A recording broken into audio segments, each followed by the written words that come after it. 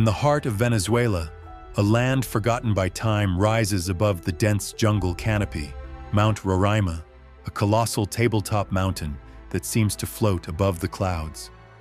This ancient tepui, one of the oldest geological formations on Earth, is a realm of strange and wondrous beauty. Sheer cliffs, nearly 400 meters high, enclose the summit, making it appear as an impenetrable fortress sculpted by the gods.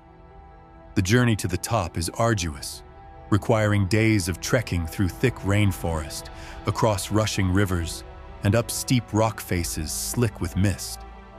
But those who reach the summit are rewarded with a landscape unlike any other. Atop Roraima, the world feels alien. The ground is a jigsaw of blackened stone, eroded into bizarre shapes over millions of years. Deep sinkholes and cavernous pits hide secrets from an ancient past, while twisted rock formations take on shapes so surreal they resemble something from another planet. Water pools in natural basins, their still surfaces reflecting the ever-changing sky. Strange carnivorous plants thrive in this nutrient-poor soil, their vibrant green leaves contrasting against the dark, weathered stone. Mist rolls over the edge like a living entity, hiding and revealing the landscape in a ghostly dance. It is easy to see why this place inspired Sir Arthur Conan Doyle's The Lost World. Standing atop Roraima feels like stepping back in time, into a land untouched by modern hands. Far from the misty heights of Venezuela, the pristine waters of the Philippines conceal another of the Earth's breathtaking wonders, the Enchanted River. Hidden deep within the jungles of Mindanao, this narrow, sapphire-blue waterway seems almost unreal, its clarity so perfect that the riverbed is visible even at great depths. The water shifts from pale turquoise near the edges to an impossibly deep blue at its center, as if an artist had painted it with a brush dipped in the sky itself. No one knows exactly how deep the Enchanted River is, as divers have yet to reach its true bottom. Locals speak of its supernatural origins, believing that spirits guard the waters, preventing anyone from fully uncovering its secrets. At noon, something extraordinary happens. The river undergoes a transformation as schools of fish, large and small, emerge from the depths in a synchronized display. It is as if the river itself has called them forth, their shimmering bodies flashing in the sunlight. Moments later, the water turns eerily still, as if the river breathes in before exhaling life once more. Swimming here is a dreamlike experience. The water, cool and pure, embraces those who enter, its depths whispering of mysteries yet to be discovered. In the heart of Iran's desert, where the sands stretch endlessly under the burning sun, lies a place that seems conjured from a dream, Badab-e-Sirte. This extraordinary natural wonder consists of cascading terraces of orange, red, and gold, formed by mineral-rich hot springs over thousands of years. The travertine pools, filled with water reflecting the sky, glow with an ethereal light at sunrise and sunset, as if ignited from within. Each terrace overflows into the one below, creating delicate ripples that shimmer in the shifting light. Walking barefoot along these formations, one can feel the warmth of the water, rich in salts and minerals, believed by locals to possess healing properties. The silence of the surrounding desert amplifies the experience, making it feel as though time has slowed to a crawl. It is a place that defies expectation, a hidden jewel in a land known more for its arid plains than for cascading pools of liquid fire. Thousands of miles away, in the wild landscapes of Canada, another extraordinary sight unfolds. Abraham Lake, where the waters are trapped beneath a spell of ice and air. In winter, This vast glacial lake transforms into a scene of frozen magic. Bubbles of methane, released by decaying organic matter at the lake's bottom, become trapped beneath the thick ice, forming ghostly white orbs suspended in layers. They appear like frozen pearls, scattered through the depths, creating a mesmerizing effect that stretches as far as the eye can see. Walking across the ice is an experience of pure wonder. The frozen surface, smooth as glass, reveals the trapped bubbles beneath, creating an illusion of depth and movement. Cracks run in jagged lines through the ice, adding to the eerie beauty of the landscape. As the sun dips below the horizon, the frozen lake takes on hues of violet and indigo, its surface glowing under the soft twilight. The silence here is absolute, broken only by the occasional deep groan of the ice expanding and shifting, a reminder that this frozen world is alive, constantly changing beneath the surface. From the icy landscapes of Canada, we journey to the heart of Africa, where an ancient rock formation defies gravity, Lias Gil, Somalia. Hidden away in the arid wilderness, this remarkable site is home to some of the oldest rock art in the world, painted by unknown hands over 5,000 years ago. The caves and rock shelters, nestled beneath an overhanging cliff, are adorned with vibrant images of long-horned cattle, human figures, and mysterious symbols, their colors preserved in astonishing clarity. Stepping into Lias Gil is like stepping back in time, into the world of an ancient civilization that once thrived in this now harsh environment. The paintings tell a story of life in a time when the land was fertile and teeming with wildlife. Red, ochre, and yellow pigments still cling to the rock, untouched by the centuries, a testament to the craftsmanship and culture of a lost people. Unlike many famous archaeological sites, Lias Gil remains relatively unknown, its solitude adding to the sense of sacredness. Here, among the echoes of an ancient past, one cannot help but feel the weight of history pressing against the present. Half a world away, beneath the pristine waters of the Yucatan Peninsula, lies a hidden labyrinth of caves known as the Sistema Sac Actun.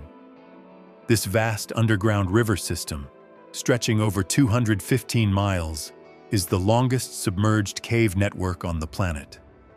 A world of unimaginable beauty beneath the surface. Diving into its depths, one enters a silent realm where time seems to have paused. Stalactites and stalagmites, formed over millennia, hang like frozen chandeliers from the ceiling, their delicate structures mirrored in the still, crystal-clear water.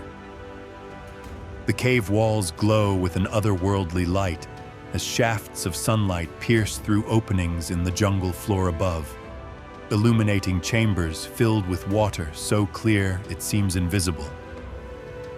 Hidden within this underwater labyrinth, archaeologists have discovered ancient human remains and artifacts, suggesting that these caves were once used as sacred sites by the Maya.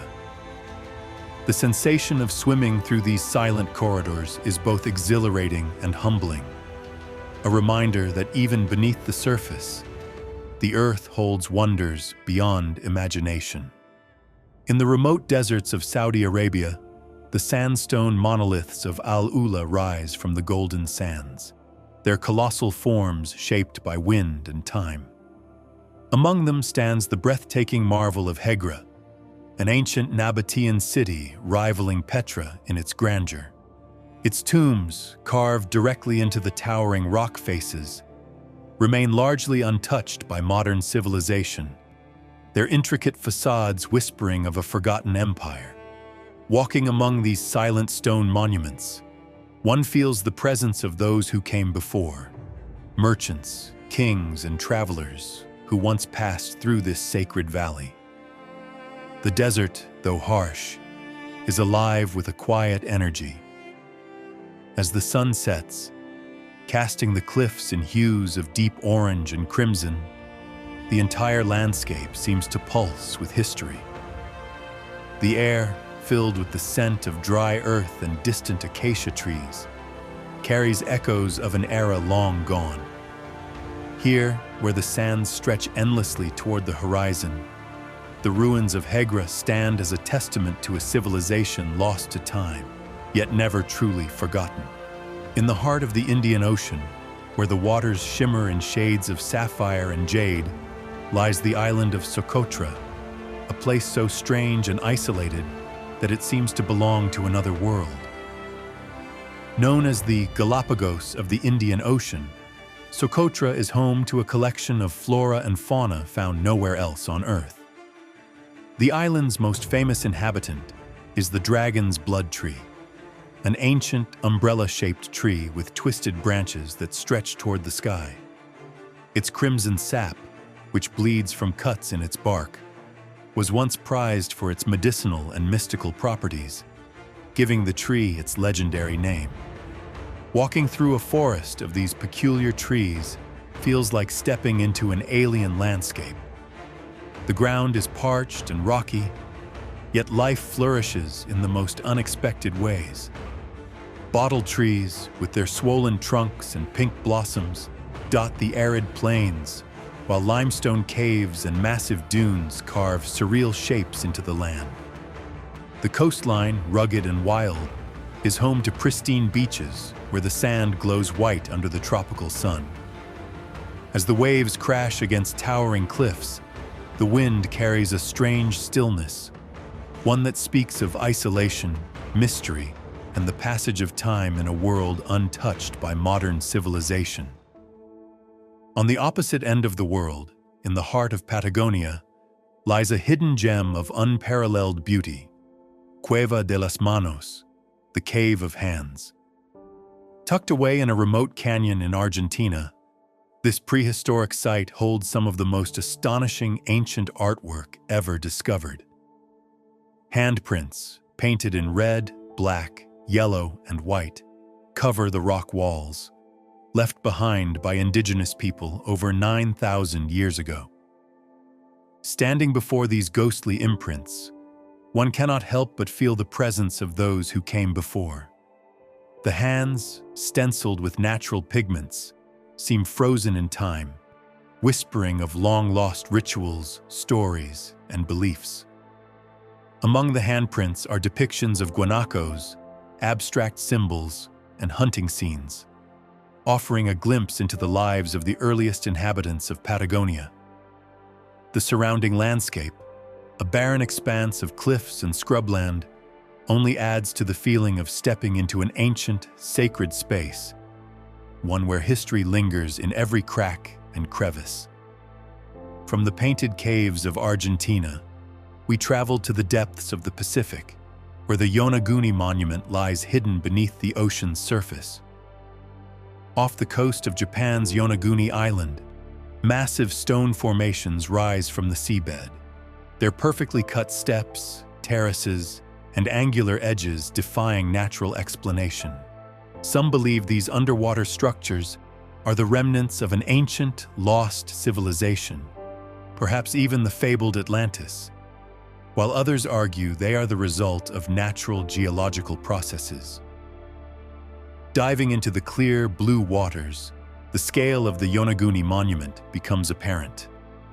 Towering stone platforms, staircases, and symmetrical ridges stretch across the ocean floor, their sharp lines contrasting with the surrounding coral and marine life.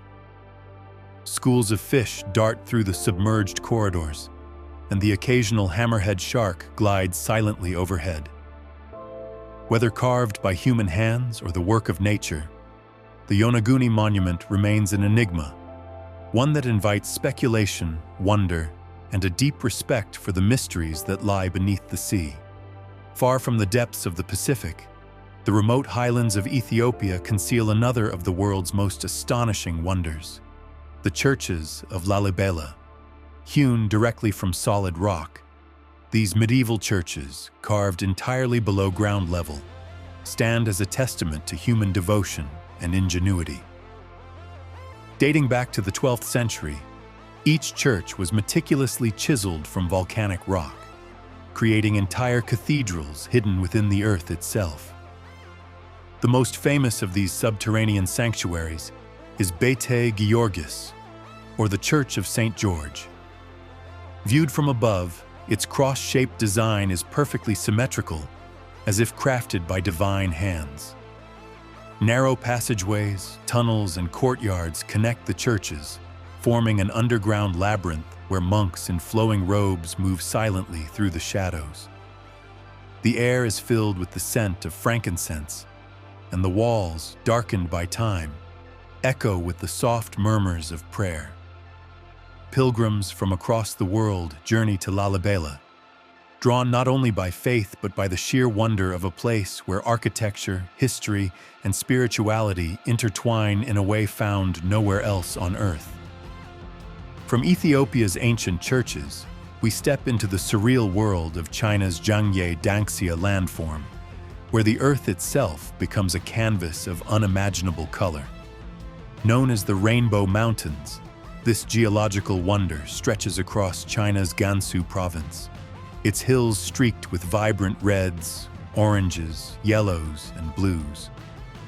The colors, formed by mineral deposits over millions of years, shift and change with the light, creating a mesmerizing illusion of painted landscapes. As the sun rises over the hills, the colors intensify, casting golden shadows across the rippling terrain. Trails wind through the mountains, offering breathtaking vantage points where the full spectrum of hues unfolds before the eye. The formations, eroded into bizarre shapes by wind and rain, seem almost fluid, their curves and ridges frozen in a state of eternal motion. Walking through Zhangye Danxia is like wandering through an abstract masterpiece, where nature itself has become the artist, painting with a palette more vivid than anything man could create.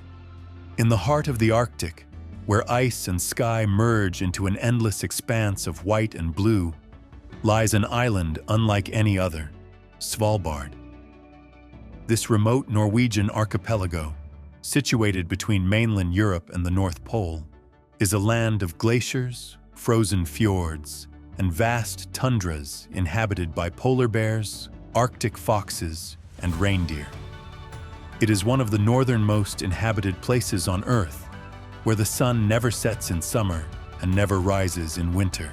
Drifting through the icy waters by boat, towering icebergs gleam like sculptures carved by unseen hands, their surfaces reflecting every shade of blue imaginable. Seals lounge on floating ice, while whales breach the frigid waters in displays of raw power. The silence here is almost otherworldly, broken only by the distant creak of shifting ice or the howl of the wind sweeping across the frozen wilderness. And in the depths of winter, when the Arctic night reigns supreme, the sky erupts in an explosion of color as the northern lights dance above the icy horizon, illuminating the landscape in ethereal greens and purples. Svalbard is a place where the boundaries of the world blur, where nature reigns supreme, and where those who venture here become witnesses to the raw beauty of the extreme north. In the midst of the Indian Ocean, a geological marvel lies hidden beneath the waves, the so-called underwater waterfall of Mauritius. Off the coast of this lush tropical island, an optical illusion unlike any other creates the appearance of a vast waterfall plunging into the depths of the ocean. In reality, this breathtaking effect is caused by sand and silt being swept off the underwater plateau, creating the illusion of cascading water when viewed from above. Flying over the phenomenon, the contrast between the shallow turquoise lagoon and the deep navy blue ocean beyond is mesmerizing. The swirling currents of sand create a hypnotic pattern, as if the very fabric of the ocean is being pulled into the abyss. Yet standing on the shore, gazing out at the calm, glassy waters, there is no indication of the illusion that lies beneath. It is a reminder of how perception shapes reality and how nature, time and time again, proves itself capable of the most extraordinary tricks. In the vast, golden expanse of the Sahara Desert, where the dunes stretch endlessly toward the horizon, a hidden spectacle emerges from the shifting sands. The Reshat structure, also known as the Eye of the Sahara. This massive circular geological formation in Mauritania is so large that it can only be fully appreciated from space, resembling a giant, swirling eye embedded in the desert floor. For years, scientists debated its origins, some believing it to be the remnants of an ancient meteor impact, while others theorized that it was once a volcanic dome eroded over time. Standing at the edge of the structure, the ridges spiral outward in perfect symmetry, their bands of rock revealing layers of Earth's ancient history. The sheer scale of the eye is mind-boggling, stretching over 40 kilometers in diameter, its concentric rings creating an almost hypnotic effect. Despite its remote location, the Richa structure has long been a point of fascination, not just for geologists, but also for those who believe it may have inspired the legend of Atlantis. Whether a natural wonder or a remnant of an ancient lost world, the Eye of the Sahara remains one of the planet's most enigmatic formations.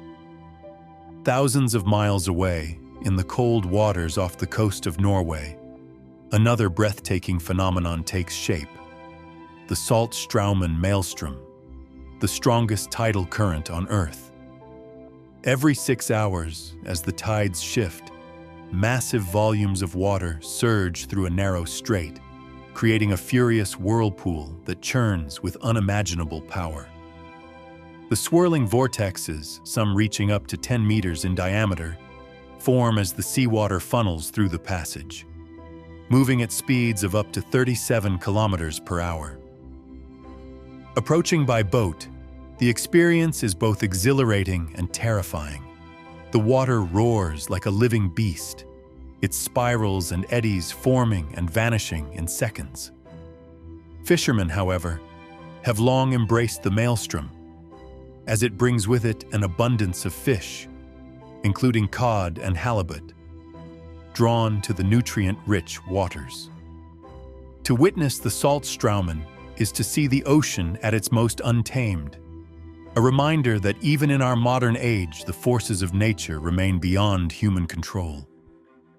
From the frozen north, we descend into the tropical depths of the Amazon rainforest, where a river unlike any other flows, Boiling River of the Amazon, or Shanay Timpishka.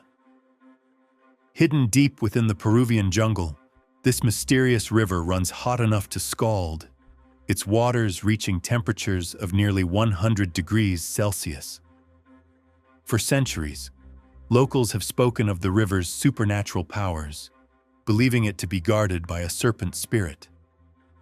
Scientists, however, have uncovered a more earthly explanation. Geothermal activity beneath the surface heats the water, creating this incredible anomaly. The experience of standing at its banks is surreal. Steam rises in ghostly tendrils from the river's surface, curling through the dense jungle canopy like a living entity. The water, though inviting, is dangerously hot, capable of cooking small animals that mistakenly fall in. Daring visitors can dip their fingers in, feeling the near-boiling heat radiating from below.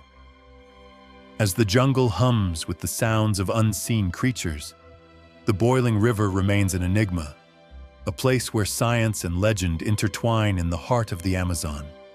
From the dense rainforest, we now travel to the Himalayan heights of India, where an eerie and chilling discovery lies hidden among the peaks. Rupkund Lake, also known as Skeleton Lake. Nestled at an altitude of over 5,000 meters, this remote glacial lake remains frozen for most of the year. But when the ice melts, a haunting sight is revealed. hundreds of human skeletons, their bones scattered beneath the crystal-clear waters. First discovered in the 1940s, the mystery of who these people were and how they died has puzzled researchers for decades. Recent studies suggest that the skeletons date back to multiple time periods, some as far back as 1,200 years. The prevailing theory is that a catastrophic hailstorm, with hailstones the size of cricket balls, struck a group of travelers, killing them instantly. The dry mountain air preserved their remains, leaving behind a mass grave frozen in time. Standing at the edge of Ropekund Lake, surrounded by the silent peaks, the weight of history presses in, a sobering reminder of nature's unforgiving power and the fragility of human existence.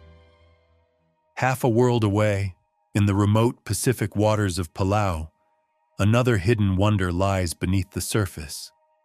Jellyfish Lake.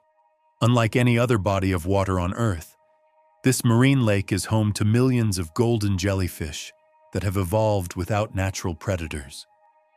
Over thousands of years, these jellyfish lost their ability to sting, making it possible for swimmers to glide among them without harm.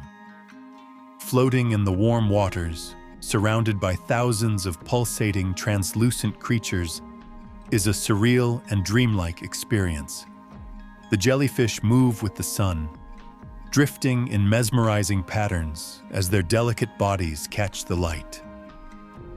The silence beneath the surface is profound, broken only by the rhythmic movement of water and the gentle touch of jellyfish brushing against the skin.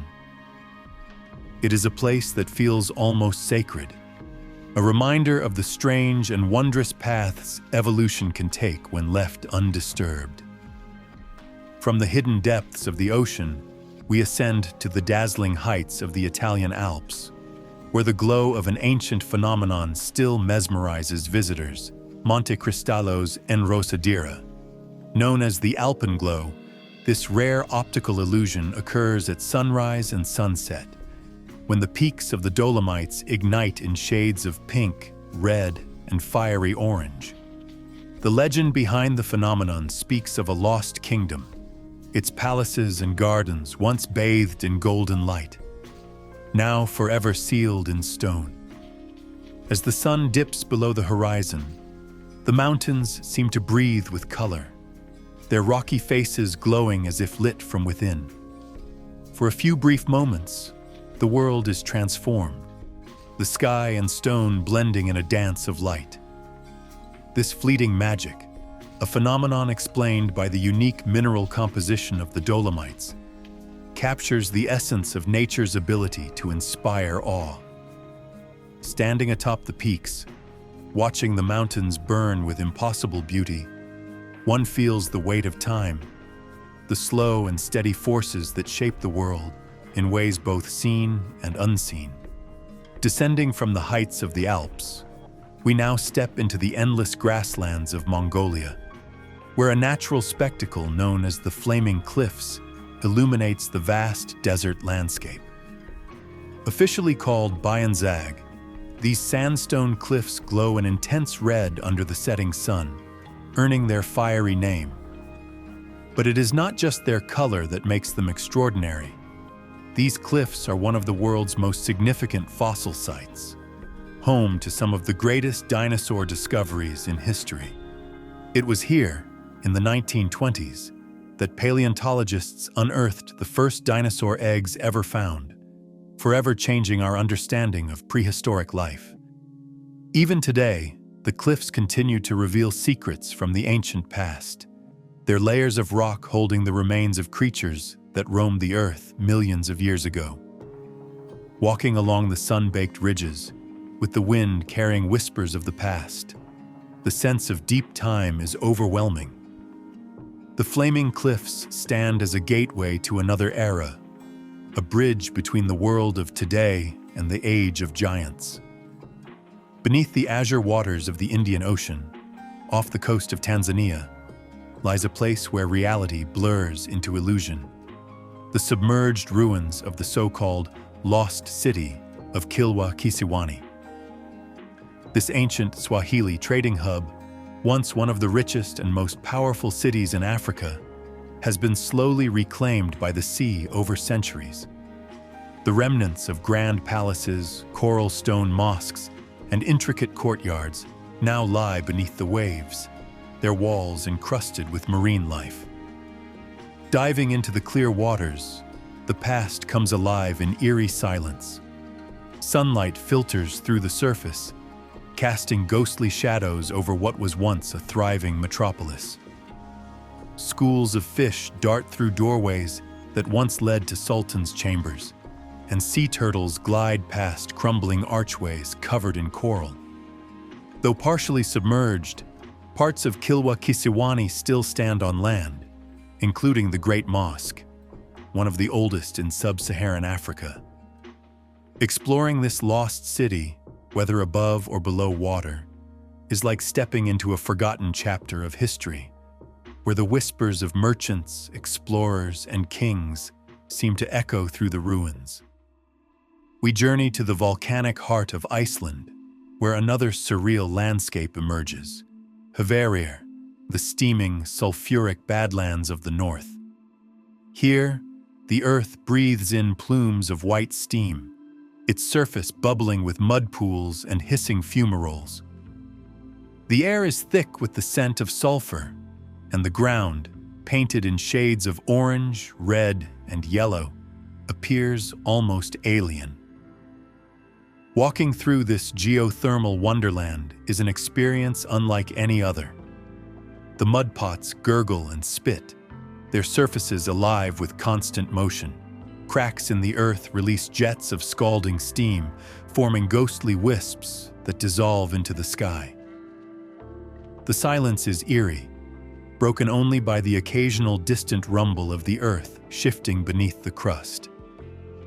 Hverir is a place where the planet's raw energy is on full display, a reminder that beneath our feet, the earth is constantly alive, restless, and ever-changing. Across the world, in the remote desert of Saudi Arabia, another hidden marvel stands untouched by time: the edge of the world. Officially known as Jebel Firain, this dramatic escarpment rises abruptly from the endless sea of sand, its sheer cliffs dropping off into an abyss that stretches beyond the horizon. Standing at the edge, the view is staggering, a seemingly infinite desert landscape, interrupted only by the occasional dry riverbed winding through the earth like the remnants of an ancient ocean.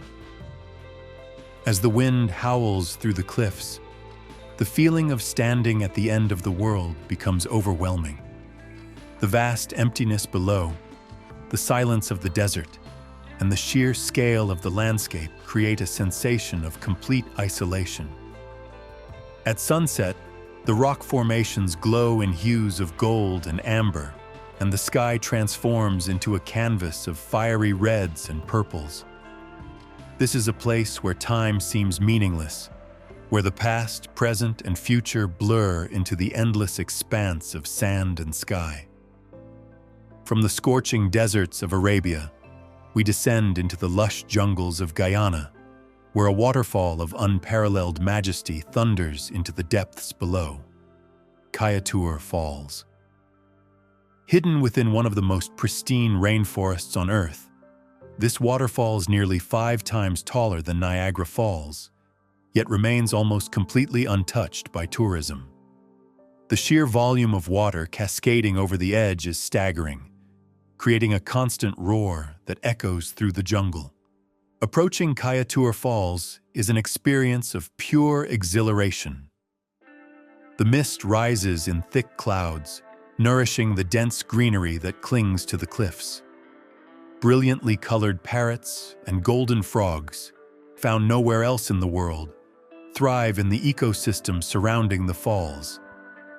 The power of nature is overwhelming here, unbridled and untamed, a reminder that in some corners of the world, wilderness still reigns supreme. Standing at the edge, looking down into the abyss, one cannot help but feel a sense of insignificance against the backdrop of such raw, natural power. Beyond the rainforests of South America, on the sun-baked plains of Australia, another marvel unfolds: the Pinnacles Desert. Here, thousands of limestone pillars rise from the golden sands like ancient monoliths, their shapes weathered by time and erosion. Some stand tall like silent sentinels, while others twist into bizarre formations, their shadows stretching across the dunes in the fading light. Walking through the pinnacles feels like stepping into a landscape sculpted by another era. The silence is profound, disturbed only by the whisper of the wind shifting the sand. As the sun sets, the entire desert transforms, the limestone pillars casting long, eerie silhouettes against the deepening hues of the sky. The pinnacles are more than just rock formations. They are nature's sculptures, shaped over millions of years, standing as silent witnesses to the passage of time. Half a world away, in the waters off Mexico's Yucatan Peninsula, another place of astonishing beauty hides just below the surface: the Museo Subacuático de Arte, an underwater museum unlike any other. This sunken gallery, filled with over 500 life-sized sculptures, lies beneath the turquoise waters of the Caribbean, providing both a surreal diving experience and an artificial reef to promote marine life. Swimming among the statues is both haunting and mesmerizing. Figures of men, women, and children stand frozen in time, covered in coral and algae, slowly becoming part of the underwater world.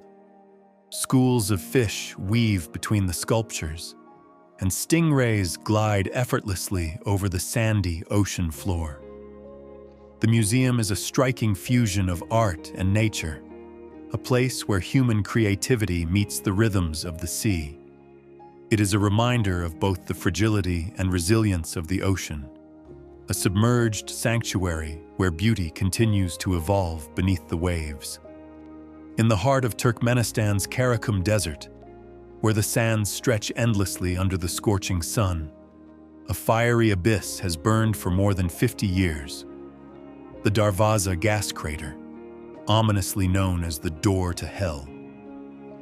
This infernal pit, measuring nearly 70 meters across, was created in 1971 when a Soviet drilling operation accidentally struck a massive underground gas pocket, causing the ground to collapse. Fearing the release of toxic gases, geologists set the crater alight, expecting the fire to burn out within days. Instead, it has raged ever since, consuming the endless supply of methane beneath the surface. Approaching the crater at night, the scene is otherworldly. Flames leap from the pit's depths, casting a hellish glow against the dark desert sky. The heat is intense, radiating outward in waves that distort the air, while the roaring sound of burning gas fills the silence of the surrounding wasteland.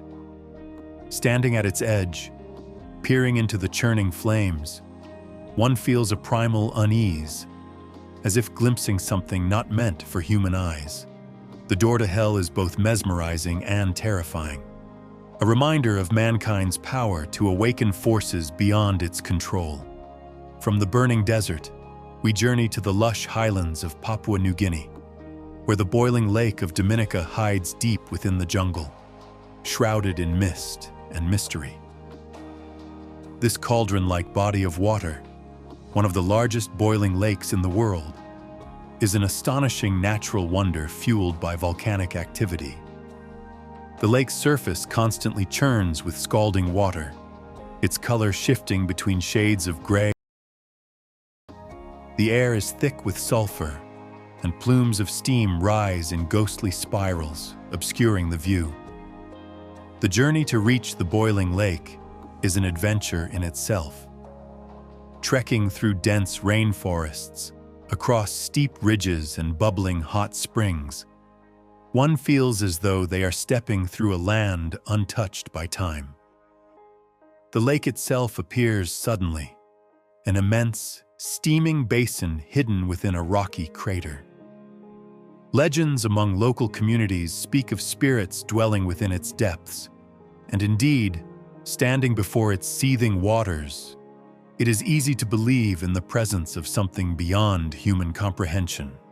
Far from the volcanic landscapes of Papua New Guinea, deep beneath the frozen surface of Antarctica, lies an invisible wonder, Lake Vostok, one of the world's largest and deepest subglacial lakes. Trapped beneath nearly 4 kilometers of ice, this vast body of water has remained isolated from the surface for millions of years, untouched by sunlight, wind, or human interference. It is a place so remote and extreme that it has been compared to the potential conditions of alien oceans beneath the icy crusts of moons like Europa. Scientists have drilled into the ice, retrieving water samples that hint at the presence of microbial life capable of surviving in extreme environments. What lies beneath remains largely unknown, a hidden world where ancient organisms may have evolved in complete isolation, untouched by the planet's shifting climates.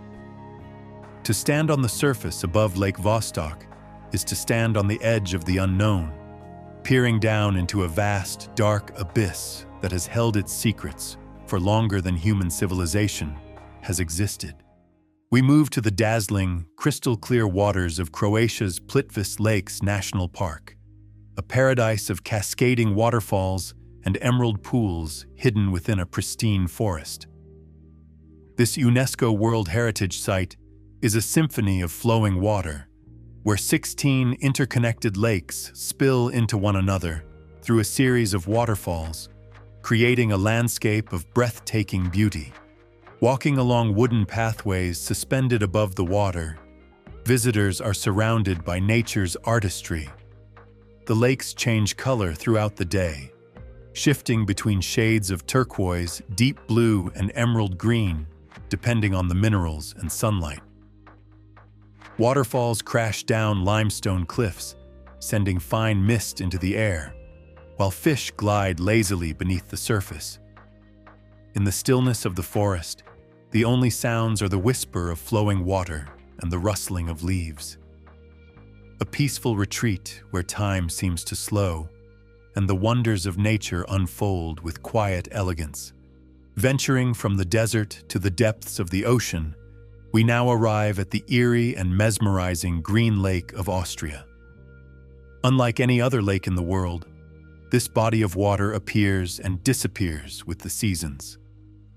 In winter, it is little more than a shallow pond surrounded by alpine meadows. But as the snow on the surrounding mountains melts in spring, the water level rises dramatically, submerging the entire valley, including trees, benches, and walking paths, beneath crystal-clear water. Diving into Green Lake during its peak is like exploring an underwater fairy tale. Sunken park benches sit in perfect stillness, while fish swim between submerged tree trunks. The lake bed, once a grassy meadow, remains intact beneath the water, giving the illusion of a drowned world preserved in a perfect, glassy state.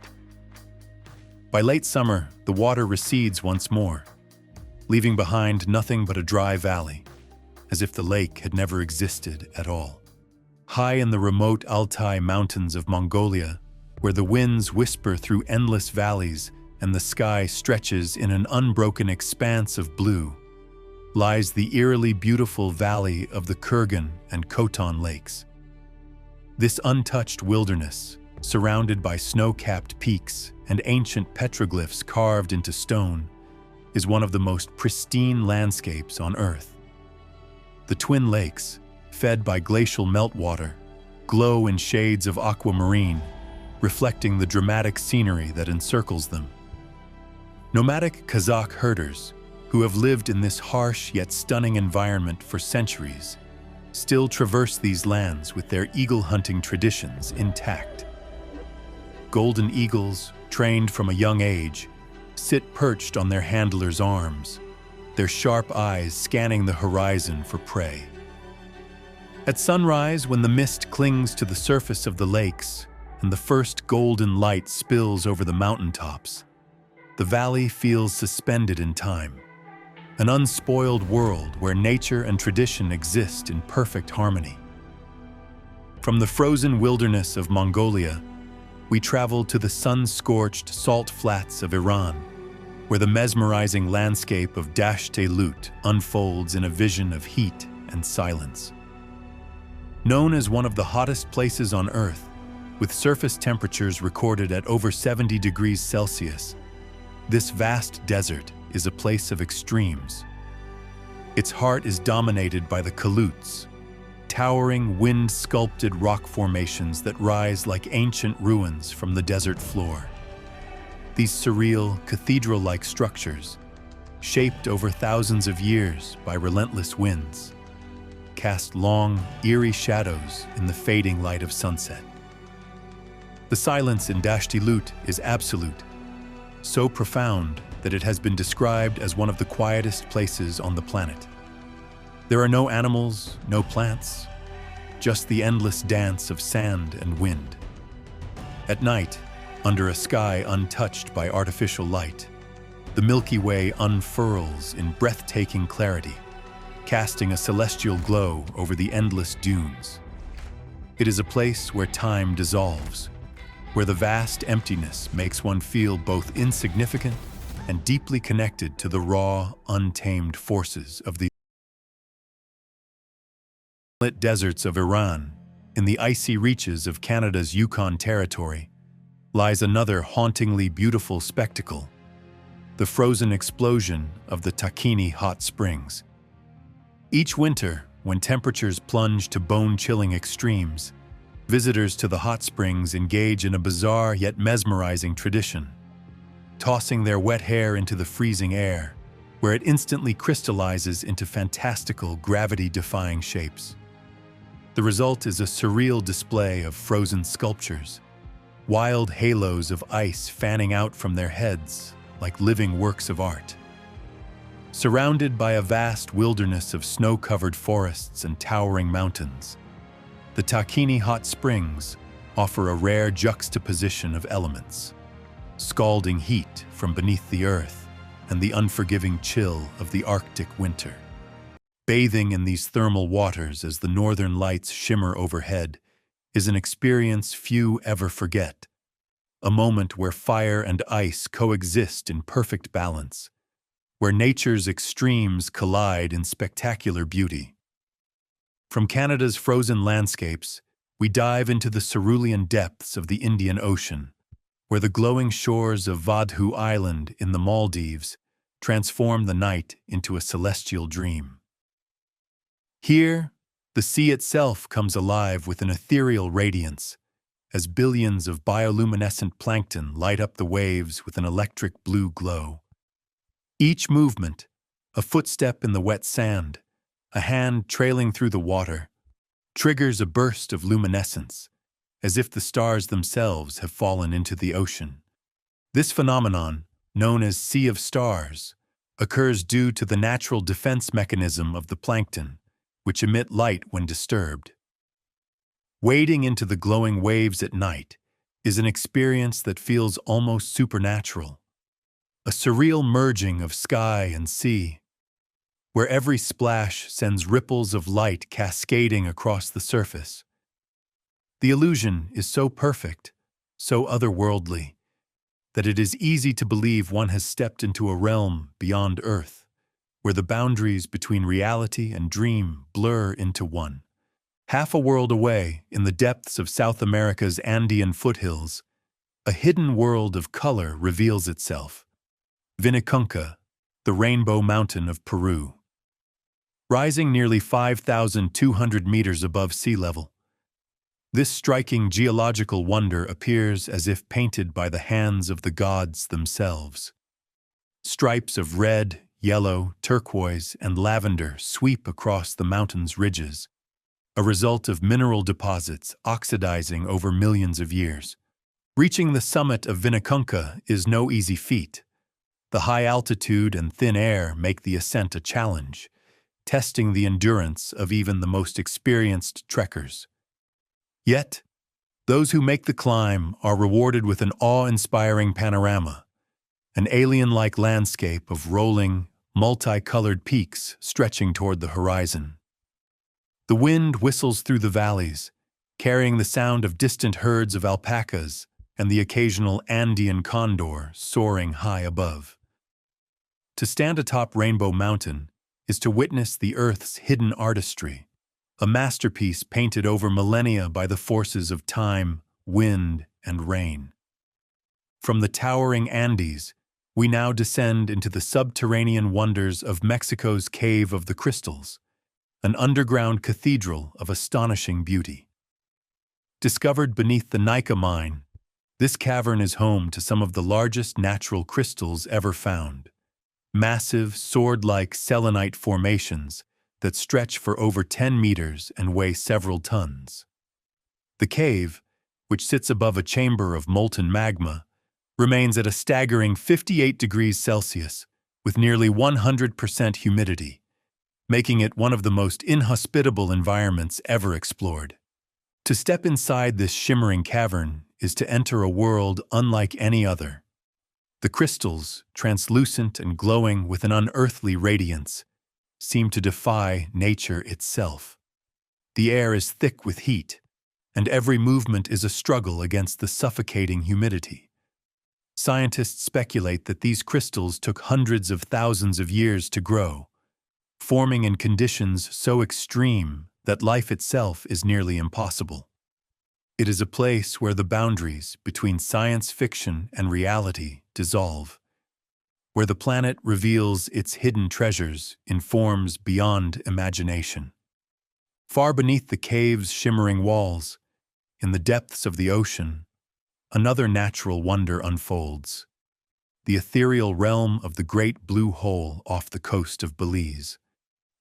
This vast circular sinkhole, plunging over 120 meters into the ocean floor, is a portal to the unknown, an abyss that has fascinated divers and explorers for decades. From above, its near-perfect shape contrasts sharply against the turquoise waters of the surrounding reef, creating the illusion of a bottomless void. Diving into the Great Blue Hole is a descent into darkness, where the light fades rapidly, replaced by an eerie stillness. Massive limestone stalactites, formed during the last ice age when the hole was a dry cavern, hang from the walls like the ruins of an ancient cathedral. The deeper one goes, the colder and more silent the world becomes, a realm where time has ceased to exist.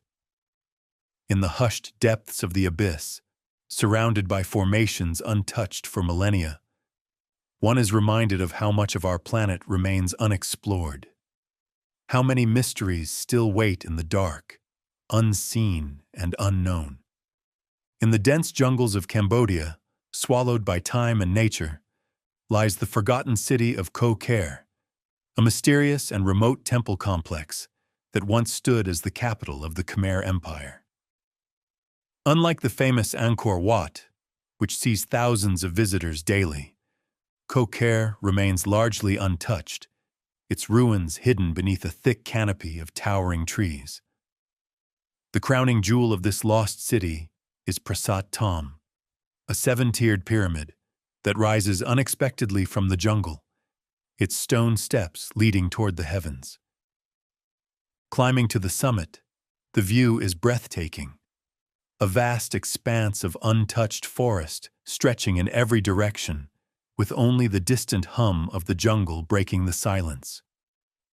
Ancient stone carvings, weathered by centuries, whisper tales of a forgotten civilization that once thrived in these lands.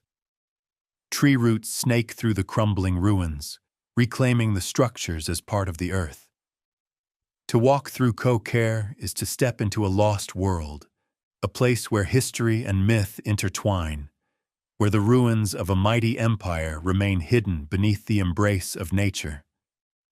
From the ruins of Cambodia, we journey to the high-altitude plateaus of Bolivia, where the eerie beauty of Laguna Colorada defies all expectations.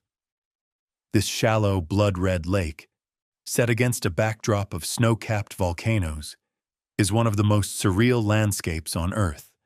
The lake's striking crimson hue comes from the presence of algae and minerals, which react with sunlight to create a color so vivid it appears almost unnatural.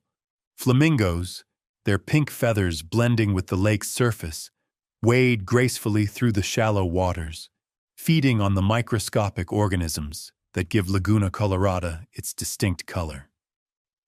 The surrounding terrain is equally bizarre.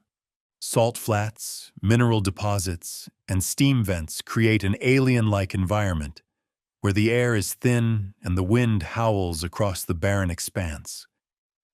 At sunset, the lake transforms into a mirror of fire, its surface reflecting the sky's golden hues in a breathtaking fusion of light and color. It is a place of pure magic, where the forces of nature come together in a spectacle that seems more like a dream than reality. Deep in the heart of the Sahara Desert, another hidden wonder lies buried beneath the sands.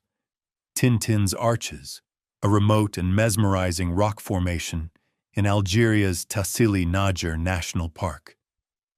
These massive, naturally sculpted arches rise from the desert floor, like the remnants of an ancient fortress, their weathered surfaces shaped by millennia of wind erosion.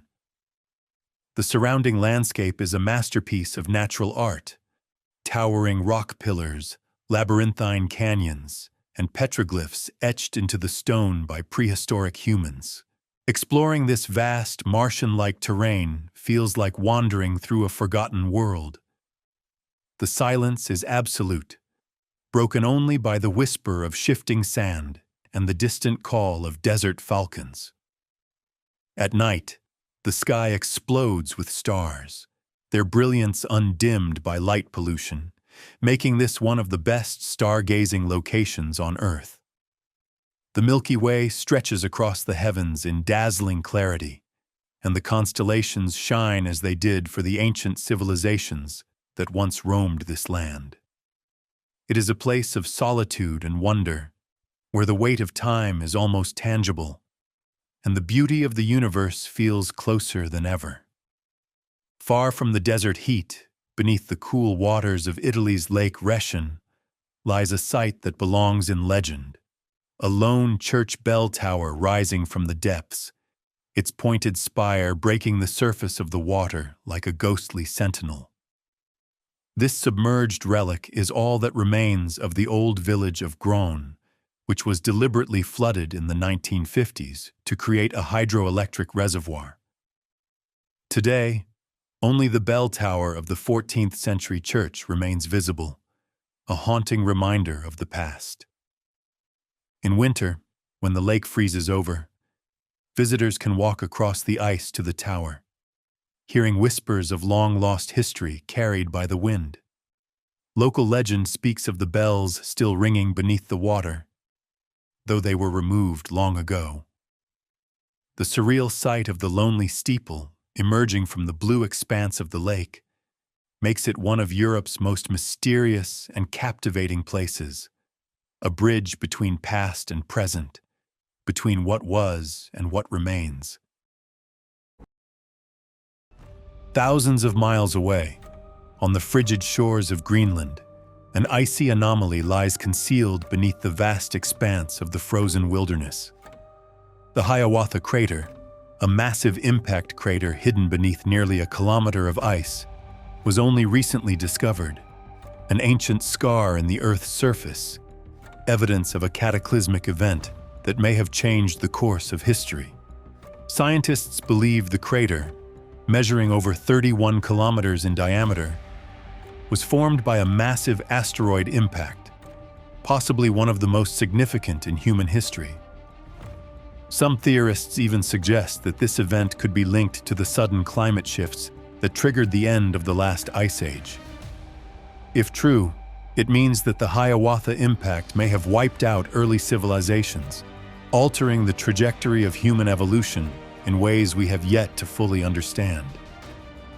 Exploring the frozen depths of the crater is nearly impossible. The ice, shifting and relentless, hides its secrets well.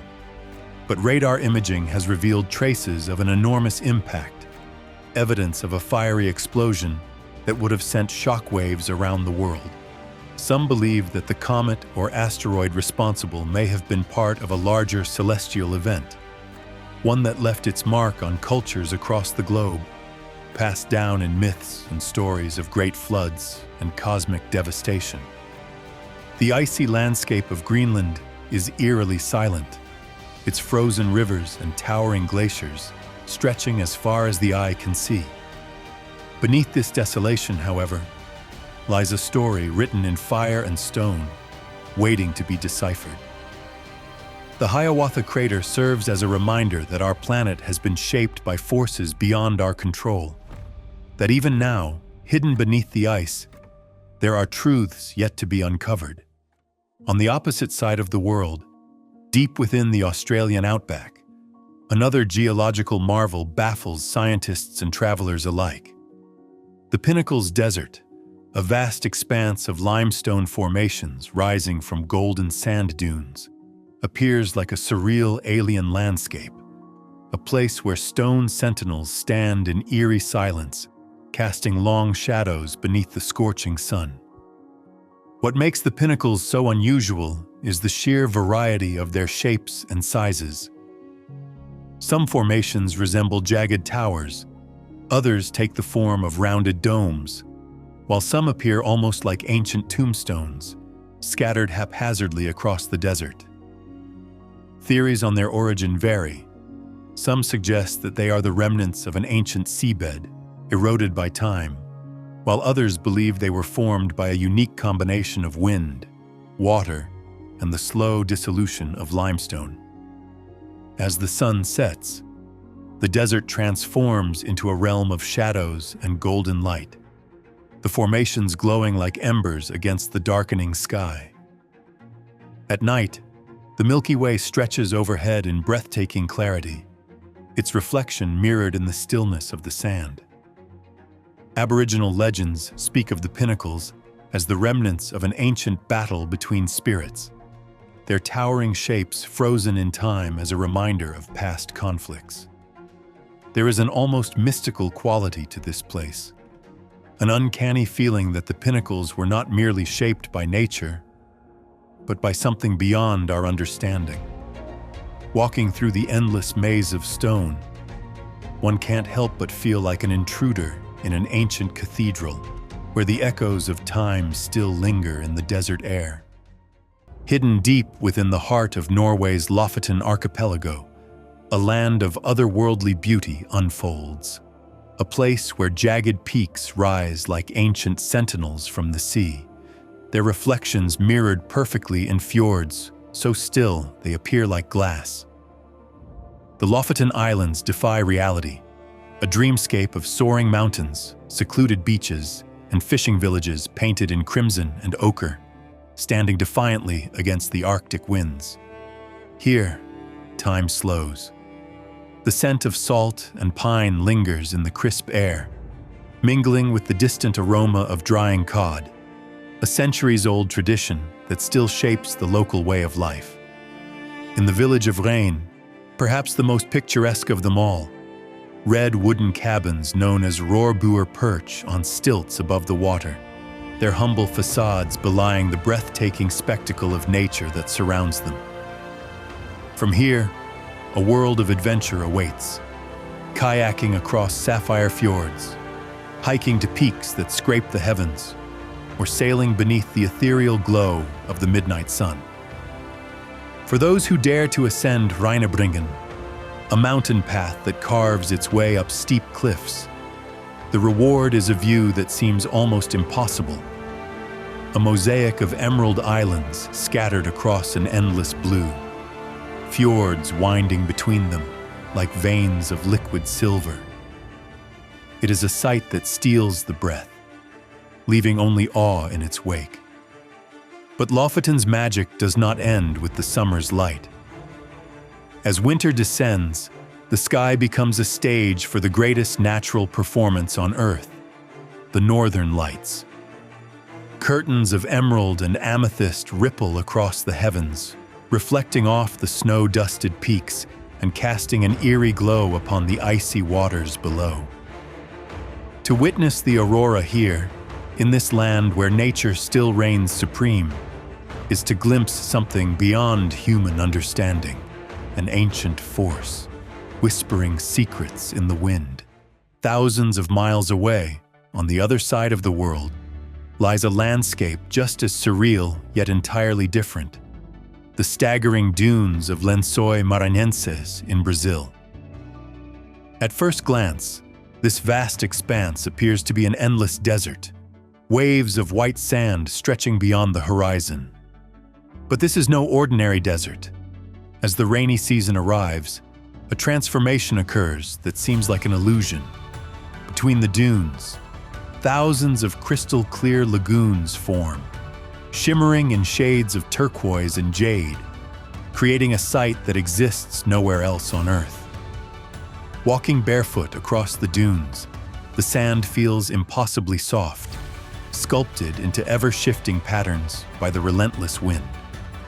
The lagoons, formed by trapped rainwater unable to drain through the impervious rock beneath, offer an oasis like no other. Some are deep enough to swim in, their cool, translucent waters providing a surreal contrast against the sun-scorched sands. Few places on Earth feel as untouched as Lençóis Maranhenses. There are no roads, no cities, only endless dunes, their curves glowing gold beneath the setting sun. The silence here is profound, broken only by the rustle of the wind and the distant call of migrating birds. As night falls, the sky ignites with stars, their reflections shimmering upon the water-filled valleys, creating a landscape that feels as if it belongs to another planet. Despite its remoteness, those who venture here find themselves drawn into a world of hidden wonders. In the small fishing village of Athens, life moves to the rhythm of the tides. Hammocks sway lazily beneath palm-thatched roofs, while locals cook fresh seafood over open flames, the scent of grilled prawns mingling with the salty breeze. It is a place that offers no luxury except the luxury of time.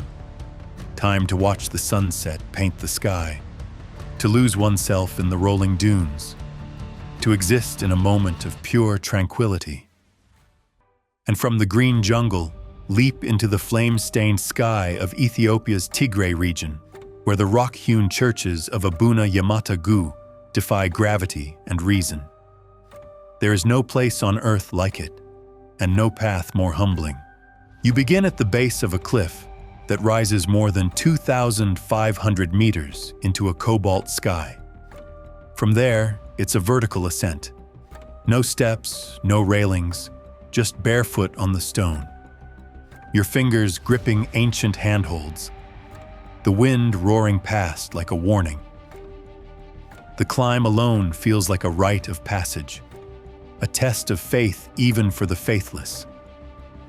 At the summit, carved directly into the sandstone face of the mountain, waits a tiny chapel, unreachable by road, untouched by modernity, and unshaken by time. Its entrance is a narrow ledge with a sheer drop on either side. There is no safety net, only space, air, and conviction. Inside, by flickering candlelight, the walls bloom with frescoes painted more than 1,000 years ago, faces of saints, wings of angels, and the great eyes of prophets staring out from ochre and indigo, preserved in sacred stillness. The room smells of dust, of wax, of history. Outside, the view is biblical, a panorama of canyons, peaks, and clouds, all spread beneath you like the opening lines of Scripture. This is not a tourist site. It's a secret between man and God. And whether you believe in divinity or not, in that moment, standing where monks once carried scrolls in silence, where barefoot pilgrims still arrive with trembling hands. You feel something vast, something impossible. From Ethiopia's heights, fall now into Iceland's heart, to a place where water moves like thought and color sings like thunder, the Studlagill Canyon, hidden in the remote highlands of East Iceland. It doesn't look real. That's the first thing that strikes you. The canyon walls are vertical pillars of basalt, rising in perfect hexagonal patterns like the organ pipes of a forgotten cathedral. They stretch skyward in rhythmic rows, dark gray and ancient, formed from cooled lava and sculpted by time. Between them flows a river that changes color with the seasons. In summer, when the ice has melted and minerals shift, the water turns a radiant, surreal turquoise. So pure, so impossibly bright, it seems to glow from within. You stare, and it stares back, silent and still and watching. You reach it by hiking through open country, past sheep-dotted hills and whispering grasslands, until suddenly the ground opens, and there it is. A canyon carved not by chaos, but by precision. Climb down carefully, and you'll find yourself dwarfed by stone. The columns rise on either side like sentinels, their textures grooved by millennia of wind and rain. You sit on one. You touch its edge, and it hums faintly, as if the earth still remembers its forging. It's quiet here. No crowds, no guards, no fences. Just geology exposed in its most intimate state, like finding the pulse of the world and listening close. And as the sky shifts from gray to gold, and the wind begins to howl through the gorge, you'll realize the truth. The most unbelievable places on Earth aren't the loudest. They're the ones that whisper. Where the Andes descend in wild waves toward the Amazon basin, a secret world of waterfalls and cloud forests unfurls in the hidden paradise of Gocta, Peru. The waterfall itself, a twin-ribboned giant, tumbles from the heavens in an endless roaring plunge, its mist weaving silver veils through the thick green of the jungle. To reach it is no casual stroll. It is a passage through dense ferns and ancient moss-shrouded trees, each step accompanied by the heartbeat of unseen birds and the occasional flash of a brilliant butterfly dancing through shafts of sunlight.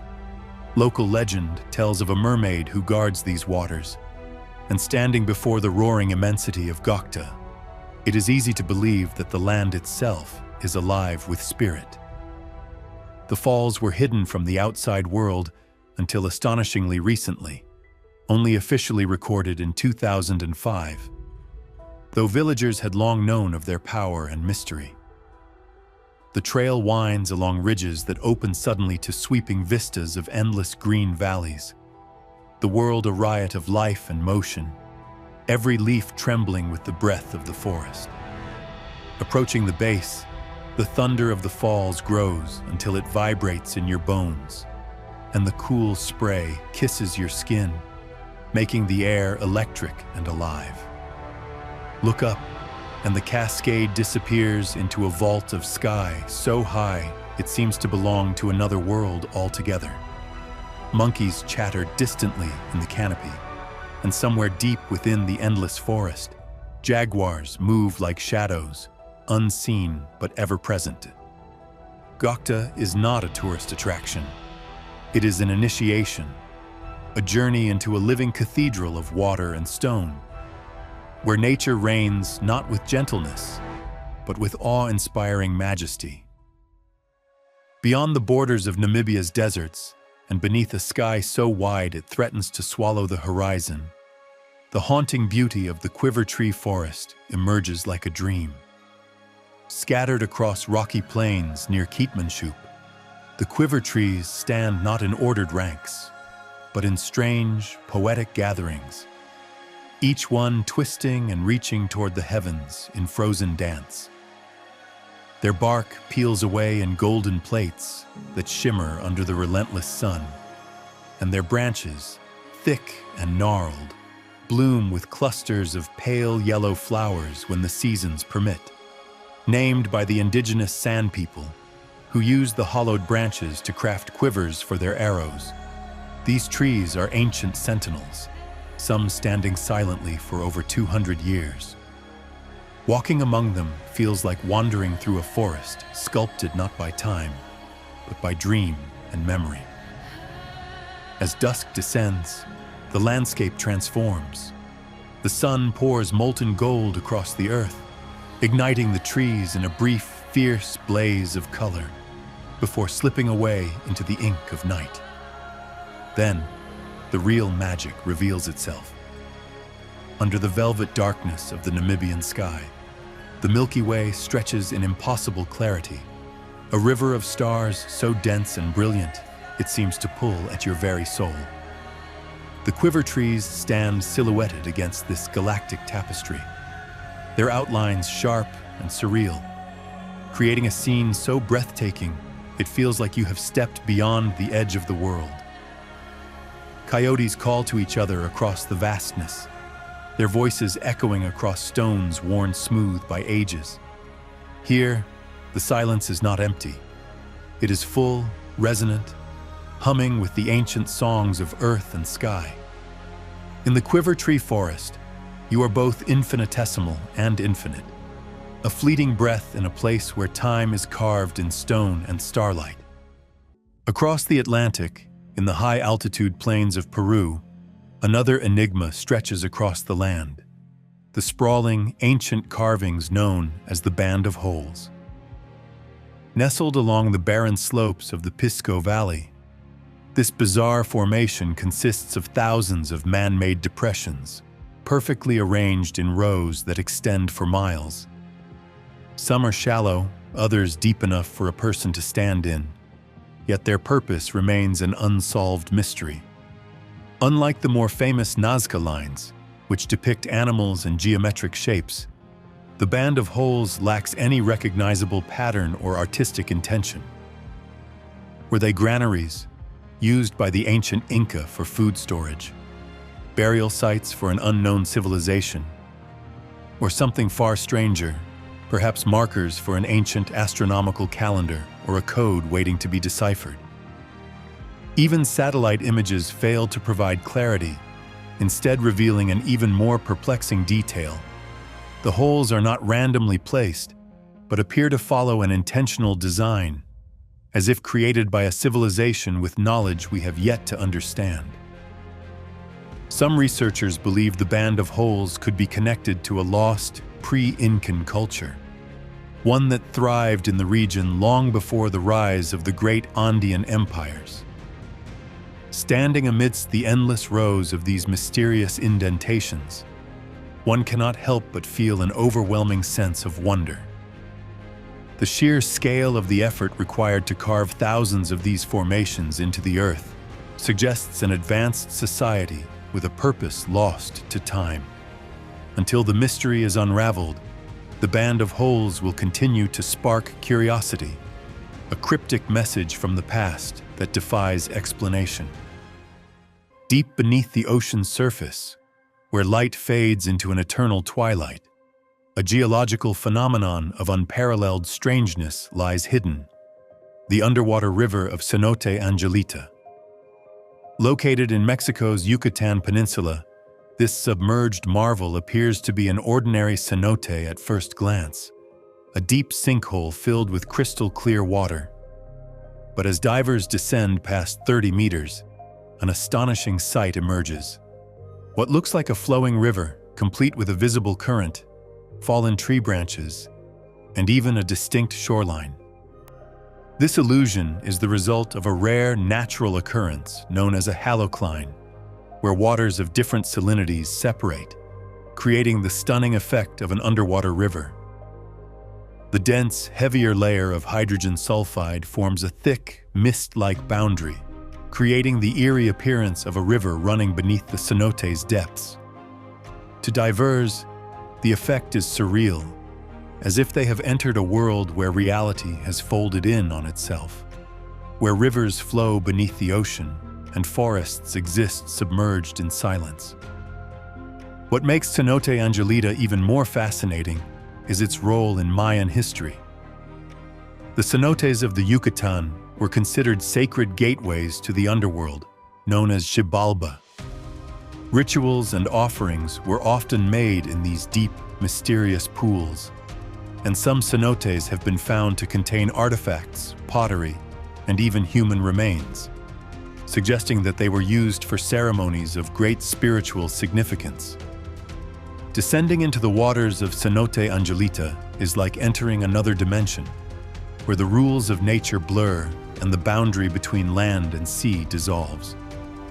Those who have ventured into its depths describe an experience that is both awe-inspiring and unnerving, as if stepping through a doorway into a world that exists beneath our own, hidden just beyond the reach of ordinary sight. In the remote reaches of the Pacific Ocean, where the waves roll endlessly into the horizon, an island emerges like a vision from another world. This is the island of Yonaguni, Japan's westernmost territory, a place where the boundaries between myth and reality blur beneath the sea.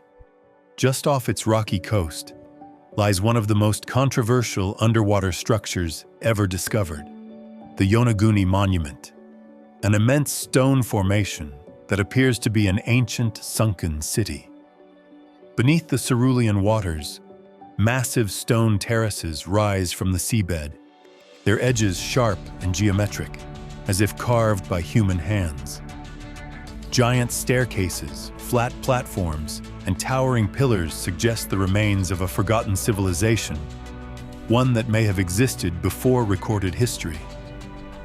Some researchers believe Yonaguni could be the remnants of an ancient, lost city swallowed by the ocean thousands of years ago, possibly connected to the fabled lost continent of Mu. Others argue that the monument is a natural formation, sculpted by tectonic activity and underwater erosion over millennia.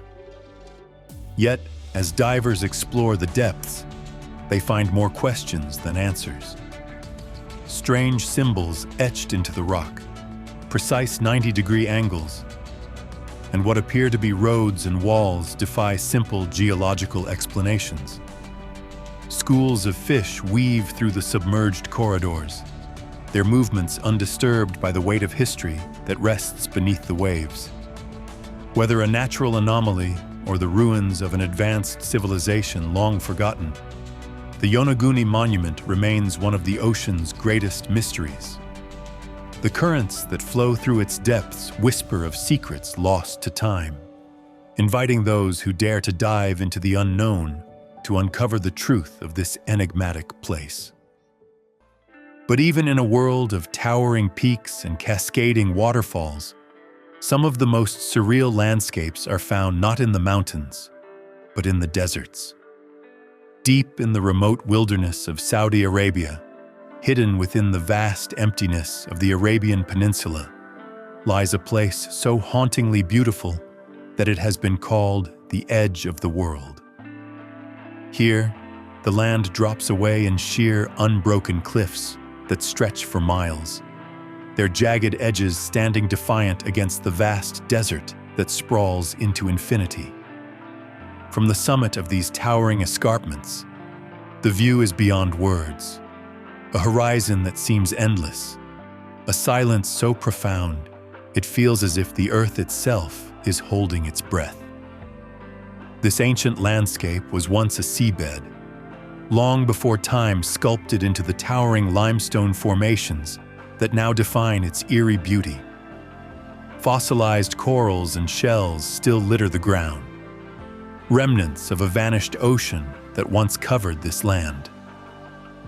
Today, the only movement comes from the shifting sands far below, the dunes rolling in silent waves beneath the ever-changing sky. To stand at the edge of the world is to feel truly small, to gaze upon a landscape that existed long before human footsteps ever touched its surface. The wind howls across the cliffs, carrying with it the stories of travelers who have wandered these lands for centuries. Bedouin traders, explorers, and those who seek the unknown. But the wonders of the desert do not end here. Further south, in the Rub al-Khali, the empty quarter, another marvel awaits. This is the largest continuous sand desert on Earth, an expanse of golden dunes that rise and fall like a frozen sea. Some towers over 800 feet high, their ridges sculpted into intricate patterns by the ceaseless winds. At sunset, the desert is set aflame in hues of amber and crimson, the shadows stretching endlessly across the dunes in a landscape that feels both infinite and untouched. For those who dare to venture into this unforgiving wilderness, the experience is unlike any other. The silence is absolute, a void so complete that it becomes almost deafening. At night, beneath a sky untouched by city lights, the stars blaze with an intensity rarely seen elsewhere, their light casting a soft glow upon the dunes, turning the desert into an ethereal dreamscape. Yet even in this vast emptiness, life endures.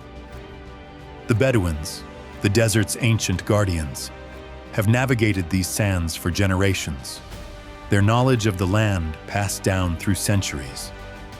To sit beneath their tents, sharing sweet tea by the fire, is to experience a culture as enduring as the desert itself. A reminder that even in the most inhospitable places, the human spirit finds a way to thrive. Cross now to the raw northern edge of Portugal, where mist dances through emerald ravines and stone staircases disappear into cloud. Peneda Gerês National Park. It is the country's only national park, and yet few beyond the Iberian Peninsula have heard of it. That's part of the spell. This is not a manicured landscape. This is wilderness with history. Wolves still roam the higher ridges. Ancient shepherds' trails lead through shadowy forests, where oaks twist and lean like elders whispering to one another. Waterfalls pour from granite cliffs into crystalline pools so perfect, they look painted. The air tastes like moss and old rain.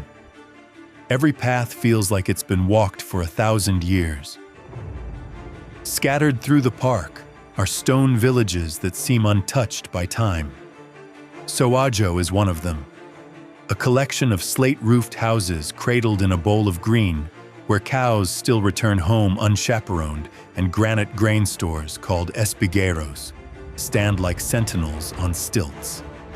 You eat caldo verde in family kitchens, hear folk songs sung in dialects few outsiders understand, and fall asleep to the sound of wind moving through pine.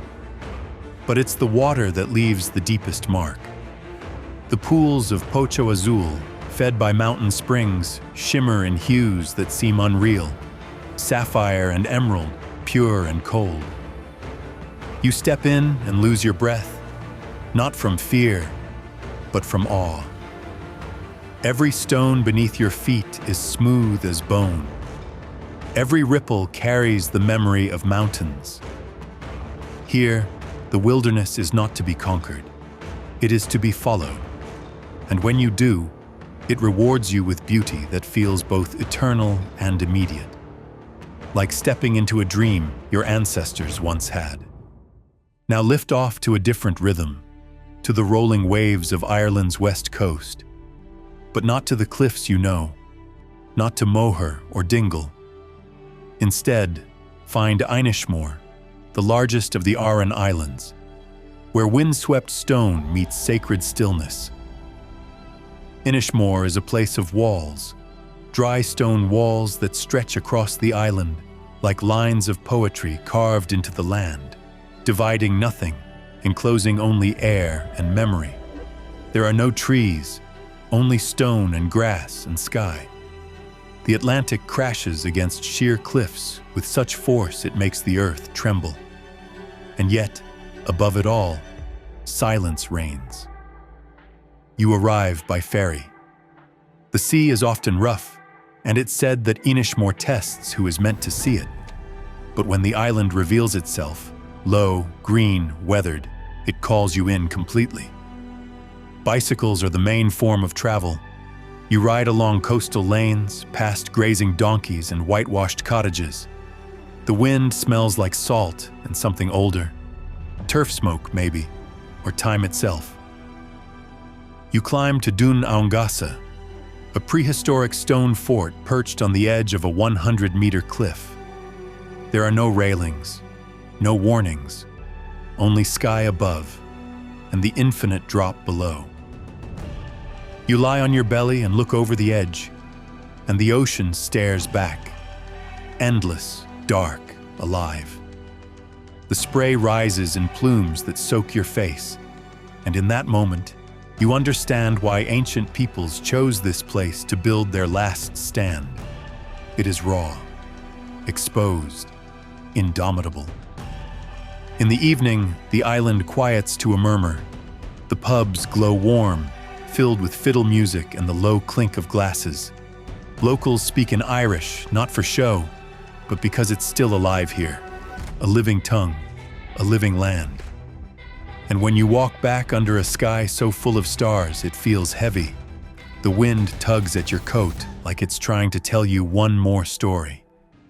Far across the Pacific Ocean, cradled by emerald peaks and the endless sigh of the sea, lies the island of Uapu, a hidden jewel of the Marquesas archipelago in French Polynesia. Towering basalt spires thrust into the sky like the broken teeth of sleeping gods, veiled in wisps of cloud and mystery. The land is an explosion of green, thick with breadfruit trees, hibiscus, and the heavy perfume of tiar flowers carried on salt-sweet breezes. Villages here are clusters of color between the jungle and the shore, where red-roofed houses overlook harbors the color of purest sapphire. To arrive in Uapu is to be folded instantly into a tapestry of story and song. Ancient chants that speak of warriors and voyagers, tattooed skin telling tales older than memory itself. The heartbeat of the island drums in the earth, in the laughter of children racing along beaches strewn with black volcanic sand, in the songs rising from communal gatherings under the open sky. Trails wind upward into the highlands, where moss carpets the stones and the air grows thin and sharp with altitude. From the peaks, the world falls away into endless ocean, a deep and living blue that breathes against the coral reefs ringing the island like a protective spell. The spirit of Uapu is one of fierce pride and tender reverence, a place where the past is not forgotten, but lives vividly in every dance, every carving, every sacred stone hidden along forgotten forest paths. As dusk falls, the basalt spires catch the last dying light, their shadows stretching long across the island as the first stars blink awake. Uapu is not merely an island, it is a living dreamscape, a world unto itself, where the ordinary dissolves and only wonder remains. In the windswept highlands of Ethiopia, where the land fractures into cliffs and yawning valleys, the village of Lalibela guards one of humanity's greatest, yet least known marvels. Here, 11 medieval churches are carved entirely from living rock, their rose-colored forms hidden below ground like treasures tucked into the earth's embrace. Approaching them, there is no grand facade, only simple openings in the sun-baked plateau that plunge downward into mystery. Descend, and the world above falls away. Narrow tunnels and weathered steps lead to courtyards where the monolithic churches rise, hewn from single stones by hands driven by unfathomable devotion. Bet Georgis, shaped like a perfect cross, stands isolated in a trench, its walls adorned only by the kisses of rain and centuries. The sandstone walls are cool to the touch, whispering of ancient prayers and the slow breath of stone through time. Robed priests drift between shadow and light, their chants resonating in chambers carved with such precision that sound seems to bend and linger, wrapping visitors in layers of reverence. Outside, the air buzzes with the murmurs of distant markets and the cry of goats scaling impossible inclines. The starkness of the surrounding landscape only sharpens the impossible reality of Lalibela, a sacred heartbeat carved into the very bones of the earth, echoing across centuries in soft, endless waves. Here, faith is not merely practiced, it is etched into existence, a permanent testament to humanity's yearning to touch the divine. Across the globe, in the vast deserts of Iran, an extraordinary spectacle unfolds in the dead of night. Deep within the Dasht-e-Kavir, Iran's largest desert, lies a region where the earth appears to glow with an eerie, pulsating light. This is the phenomenon of the starry salt flats, a place where millions of tiny salt crystals catch the moonlight, creating an illusion of a galaxy scattered across the ground. The effect is most breathtaking after a rare rainfall, when a thin layer of water settles over the desert floor, turning it into a mirror that reflects the cosmos above. It is an optical illusion so perfect that it becomes impossible to distinguish the heavens from the earth, as though one has stepped into an infinite expanse of stars. For those who witness it, the experience is transcendent. Standing in the heart of the desert, surrounded by celestial reflections, time and space lose all meaning.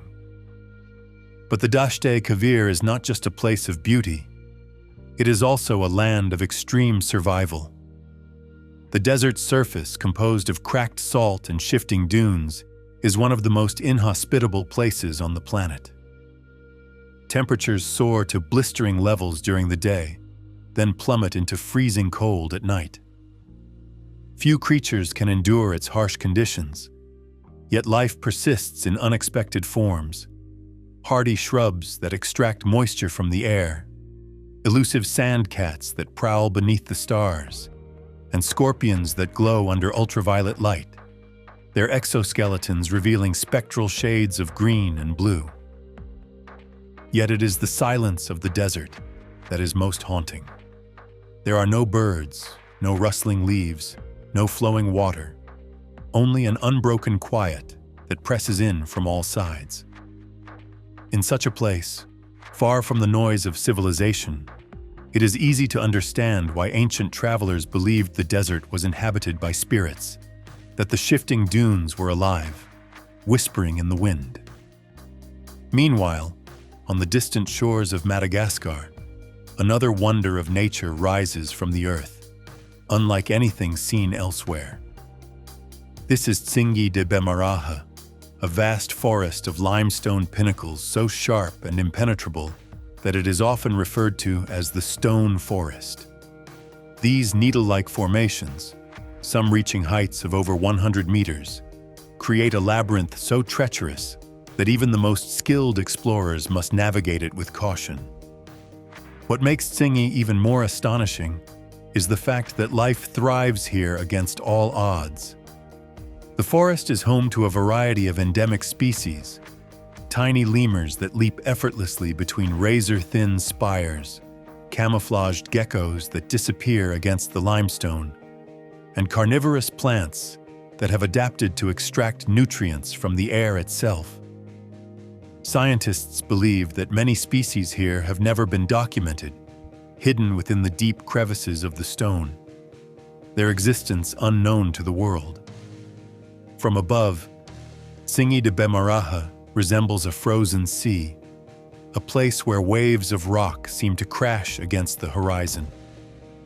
The formations have been shaped over millions of years, sculpted by rain and wind into the jagged masterpiece that exists today. Some of its crevices are so deep and narrow that sunlight never reaches their depths, leaving entire ecosystems shrouded in perpetual twilight.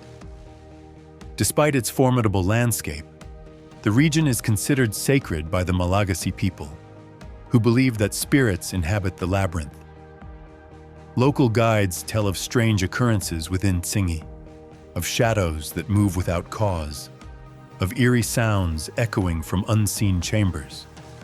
Whether these are myths or echoes of something yet undiscovered remains an open question. On the western cusp of Flores Island, cradled by cerulean seas and verdant hills, lies Labuan Bajo, a once sleepy fishing village now transformed into a gateway to wonders both terrestrial and marine. The town's charm is undeniable, with its harbor dotted by finissy schooners and its streets lined with vibrant markets offering the day's fresh catch and intricate ikat textiles. Yet, it is the allure beyond the shoreline that captivates the wanderer's heart. The nearby Komodo National Park, a UNESCO World Heritage Site, beckons with promises of encounters with the majestic Komodo dragon, the world's largest lizard, whose presence evokes a primeval awe. Trekking through the park's rugged terrains, one is immersed in landscapes where savannas meet monsoon forests, and the air is filled with the symphony of exotic bird calls. Beneath the waves, an underwater Eden awaits.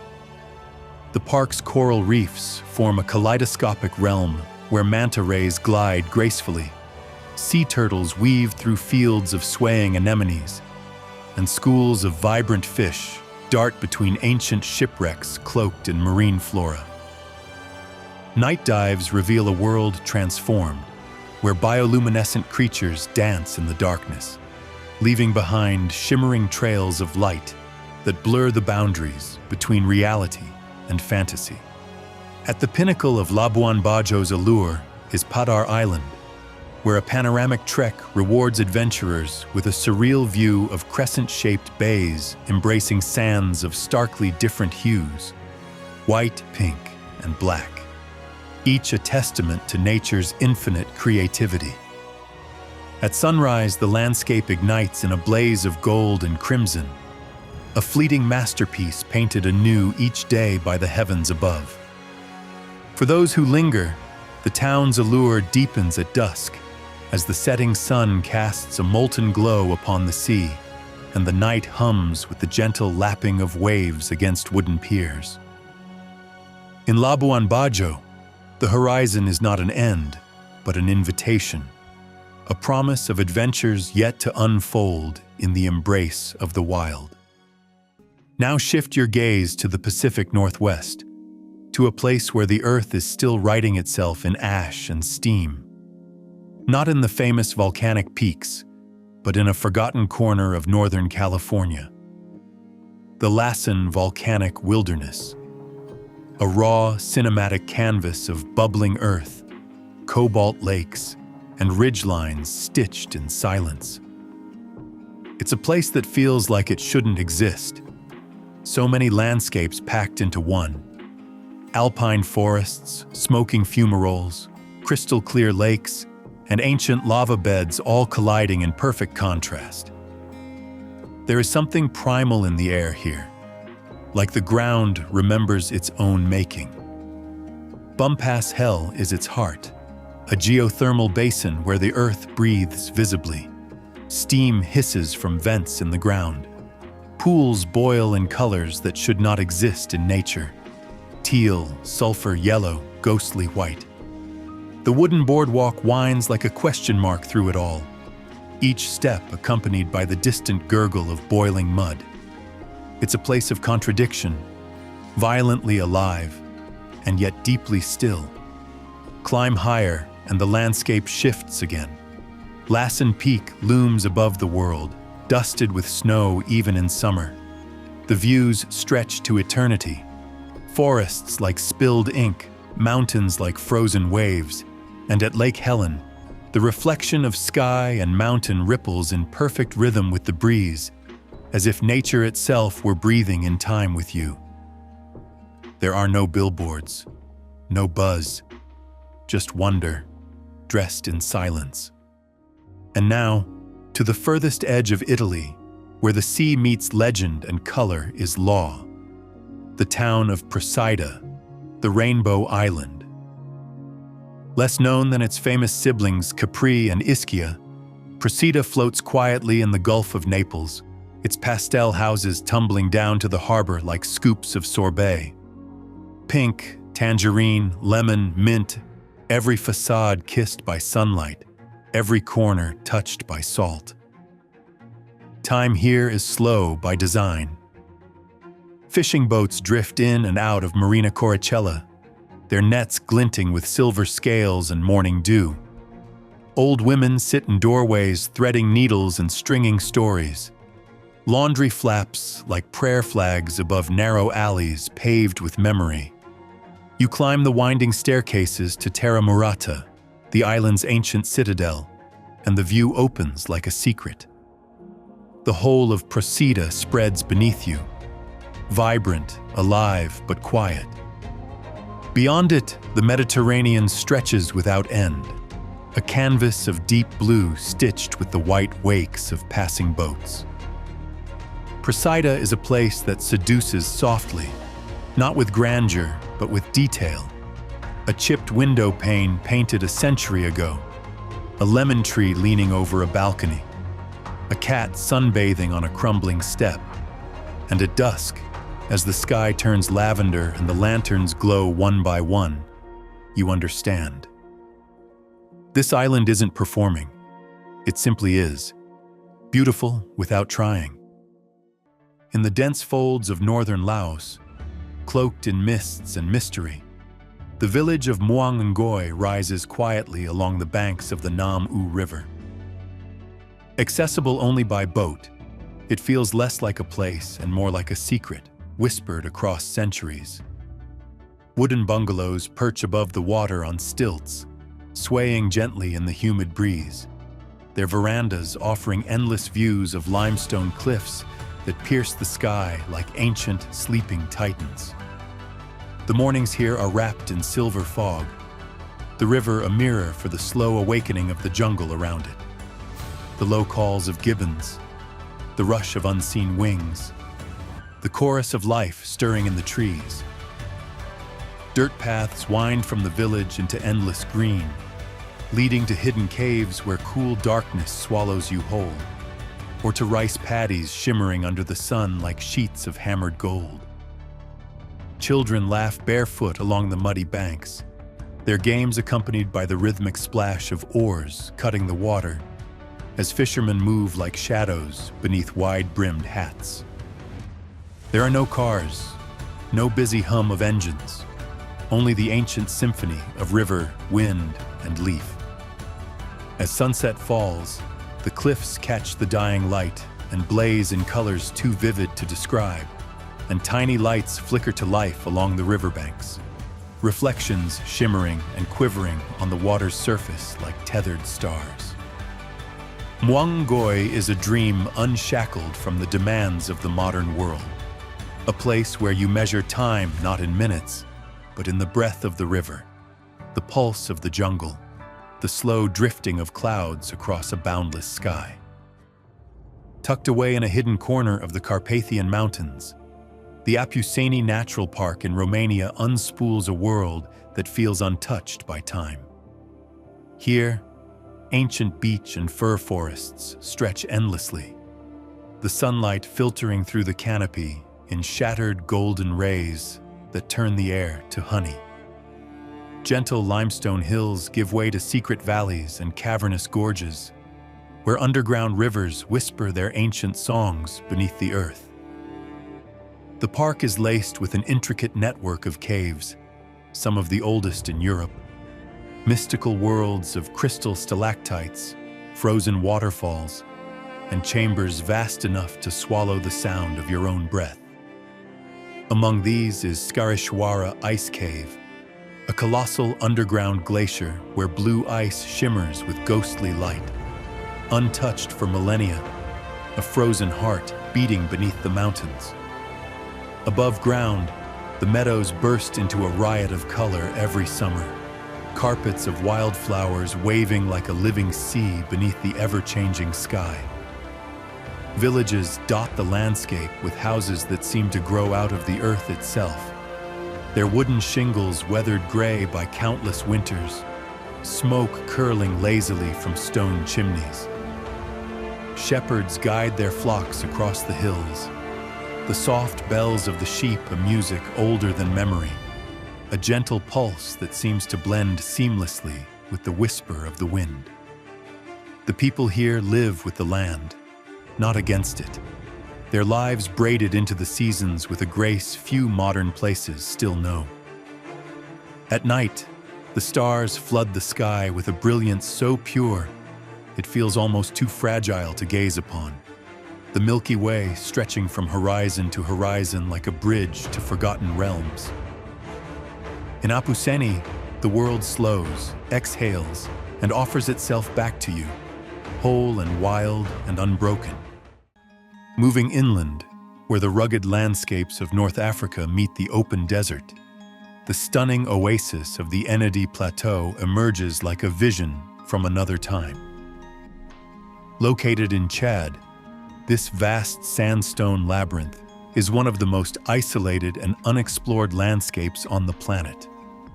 Towering rock formations rise like the ruins of an ancient civilization, their weathered faces carved into arches, pillars, and towering spires that defy gravity. Some formations resemble creatures frozen in stone, giant elephants, twisted serpents, or massive figures that seem to watch silently over the endless sands. The terrain is an ever-changing dreamscape of light and shadow, where the sun paints the rock in shifting hues of gold, crimson, and violet. Hidden within the cliffs, prehistoric cave paintings reveal the stories of those who once called this place home. Images of giraffes, warriors, and celestial beings adorn the rock, a reminder that this desolate land was once fertile and teeming with life. Some believe the plateau may still hold undiscovered secrets, underground chambers, lost passages, remnants of a forgotten civilization buried beneath the sands. Yet despite its isolation, life thrives here in surprising ways. Rare desert crocodiles lurk in hidden pools, their ancestors having survived in this harsh environment for thousands of years. The wind, a constant sculptor, whispers through the narrow canyons, carrying the scent of ancient dust and the echoes of a world long past. The Enedi Plateau is a place where time holds no dominion, where the bones of history stand exposed beneath an endless sky. Thousands of miles away, hidden deep within the untamed wilderness of Canada, lies one of the most perplexing and unexplored regions on Earth, the Nahanni National Park Reserve. Encompassing a vast stretch of the Northwest Territories, this remote landscape is home to some of the most dramatic natural wonders ever witnessed. Towering waterfalls plunge into mist-filled valleys. Rivers slice through deep canyons, and jagged mountains rise like the backs of slumbering beasts. But what sets Nahanni apart is the eerie reputation that shrouds it in mystery, the so-called Valley of the Headless Men. For centuries, indigenous tribes have warned that Nahanni is a cursed land, a place where those who enter often do not return. In the early 20th century, prospectors searching for gold vanished without a trace, their decapitated remains found years later. More chilling still, their wealth was untouched, suggesting that whatever took their lives had no interest in treasure. Other eerie tales speak of strange lights flickering in the sky, shadowy figures moving through the fog, and unexplained whispers carried on the wind. Despite these ominous legends, the landscape itself is breathtaking beyond measure. The thunderous Virginia Falls, nearly twice the height of Niagara, crashes into a chasm lined with sheer rock walls. Below, the Nahanni River carves its way through the wilderness, its turquoise waters reflecting the sky above. Rare wildlife, from elusive wolves to massive wood bison, roam the forests and tundra, living undisturbed in a world few have set foot in. Some explorers believe Nahanni holds secrets yet to be uncovered, perhaps ancient cave systems untouched by time, or even lost evidence of a civilization long erased from history. Others, however, heed the warnings of the past, leaving the Valley of the Headless Men to its ghostly solitude. Whatever the truth, Nahanni remains one of the last great frontiers of the unknown, a land where myth and reality blur into one. Far beyond the man-made wonders of Rotterdam, deep in the untamed wilderness of Iceland, another spectacle unfolds. Litli Hrútur, an extraordinary volcano that recently awakened after centuries of slumber. Here, amidst the desolate beauty of the Reykjanes Peninsula, the earth splits open, releasing rivers of molten rock that flow like liquid fire across the blackened landscape. Unlike violent, explosive eruptions, Litli Hrútur is mesmerizing in its steady, hypnotic outpouring of lava. Fountains of red and orange burst skyward, illuminating the night in an otherworldly glow. As the molten rivers cool, they form intricate patterns, their surfaces cracking and shifting as the earth reshapes itself in real time. It is a living, breathing reminder that our planet is never truly still, that beneath our feet, forces older than time itself continue their relentless work. To stand before an erupting volcano is to witness creation itself, to feel the raw pulse of the world as it builds and destroys in the same breath. The air is thick with the scent of sulfur.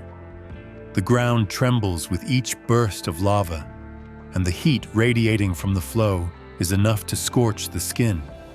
And yet, there is beauty in the chaos.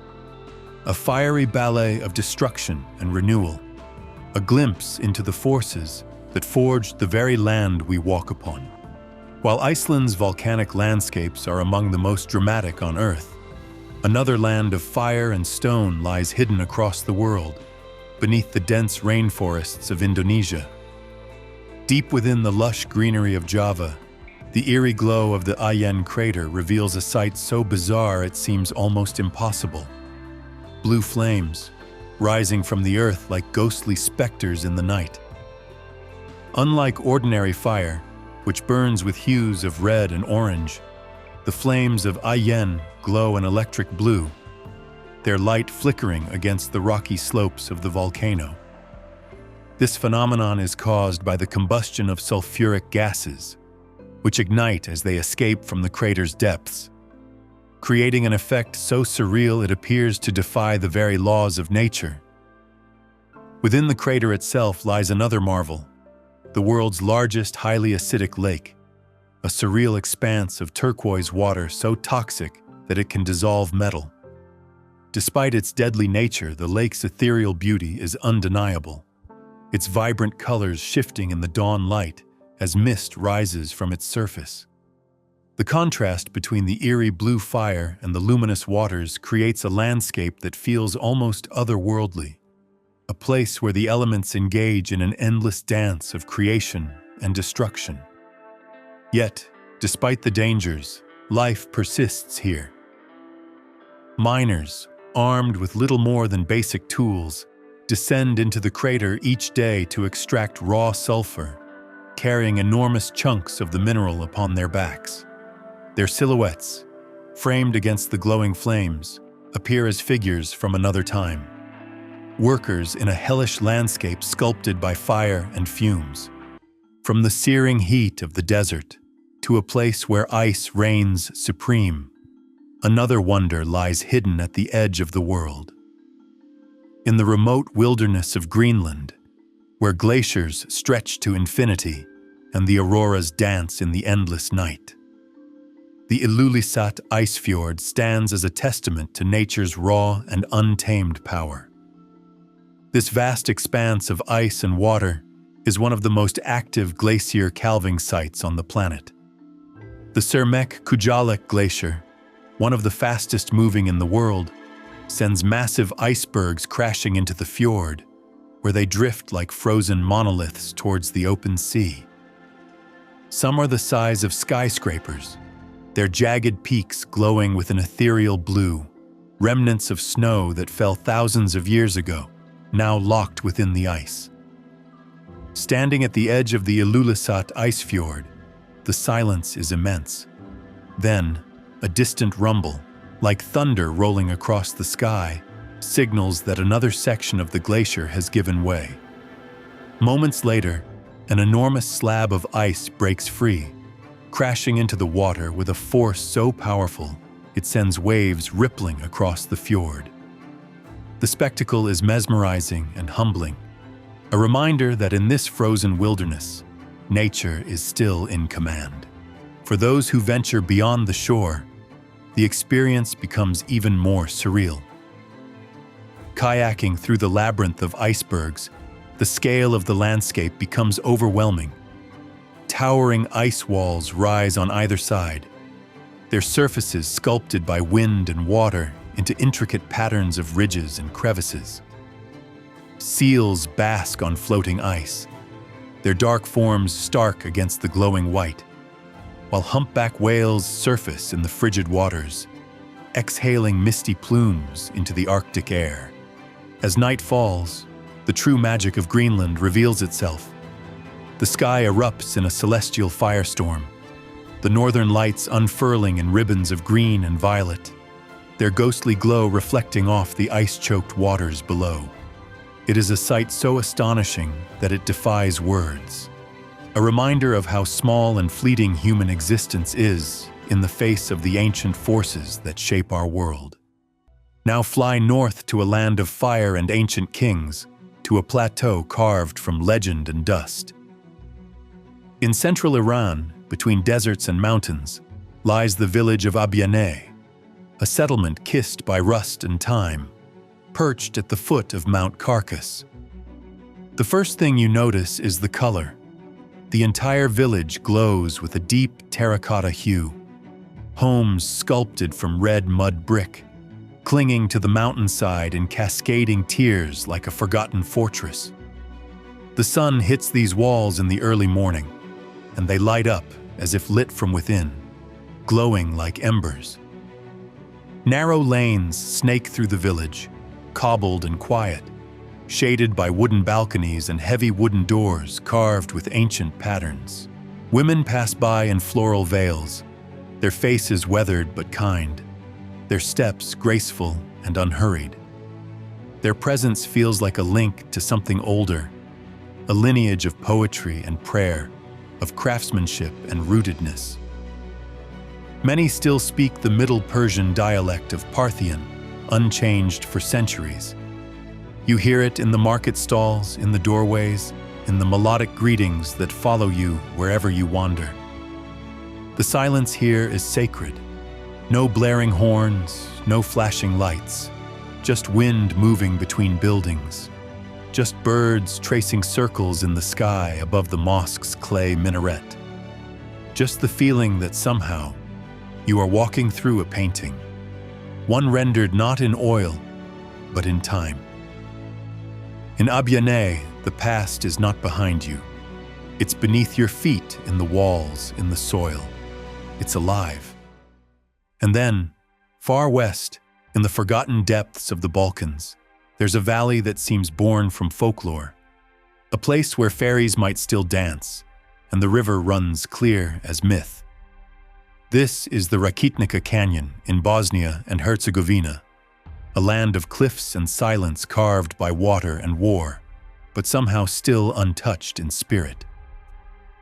The Rakitnica River, a tributary of the Neretva, slices through a dramatic chasm more than 20 kilometers long. Towering cliffs loom over a waterway so clear it reflects the sky in full resolution. It's barely accessible. No casual roads lead here. To reach the heart of the canyon, you hike for hours through pine forests and across rugged terrain, descending into a world that feels entirely secret. But when you arrive, it's like discovering the Earth's hidden pulse. Small waterfalls trickle from moss-covered rocks, Wild goats dart along impossible ledges, and the silence is punctuated only by birdsong, by the sound of water curling around stone, by your own breath catching in your throat. The canyon narrows at points, so much so that you can stretch your arms and almost touch both sides.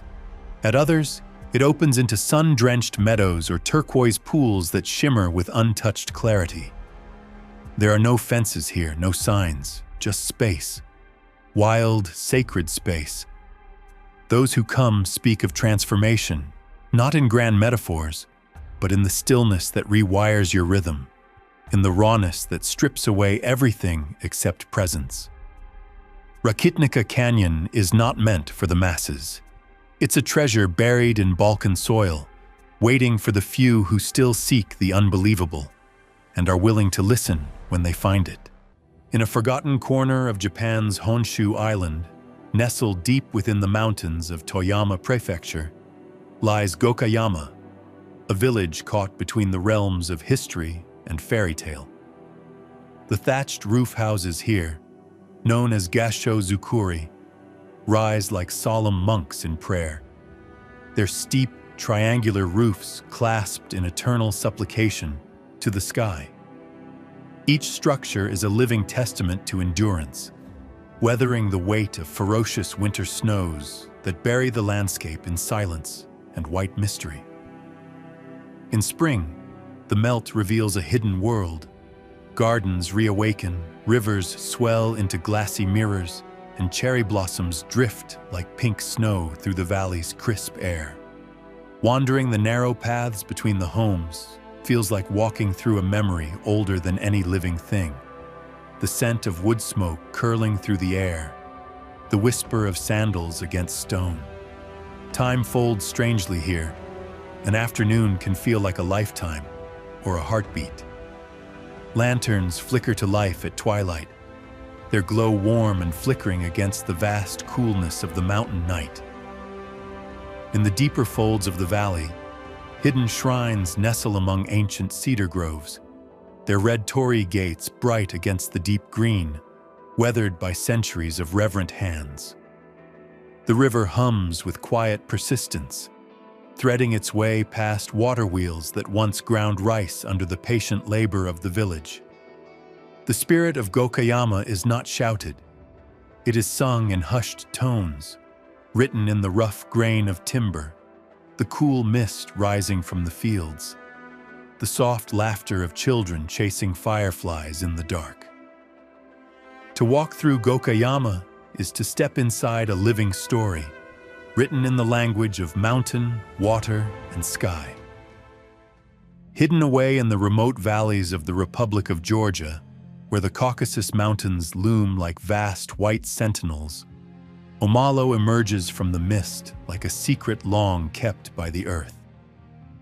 The stone towers of the village, ancient and defiant, stand guard against the winds that sweep through the crags, silent witnesses to centuries of battles, births, and the slow turning of seasons. Omalo feels carved from myth itself, its rough stone paths winding through wildflower meadows and dense pine forests that smell of resin and rain. Herds of sheep move like living clouds across the steep slopes, their bells a chorus that rises and falls with the shifting wind. To reach Omalo, one must brave the vertiginous Abano Pass, a road of raw earth and trembling cliffs, where waterfalls cascade like silver threads down sheer faces and the mountains press close like breathing giants. Each turn of the journey strips away the noise of the world until only the essential remains. The rush of the river, the cry of an eagle, the taste of cold, clean air. Villagers greet you with the deep hospitality of a people who understand the rarity of shared moments in such an unforgiving land. Their smiles worn as comfortably as the woolen cloaks draped over their shoulders.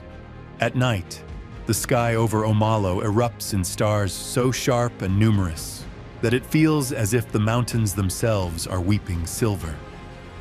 Shadows stretch long across the land, as the moon rises, casting the ancient towers in a light that blurs the edges of past and present.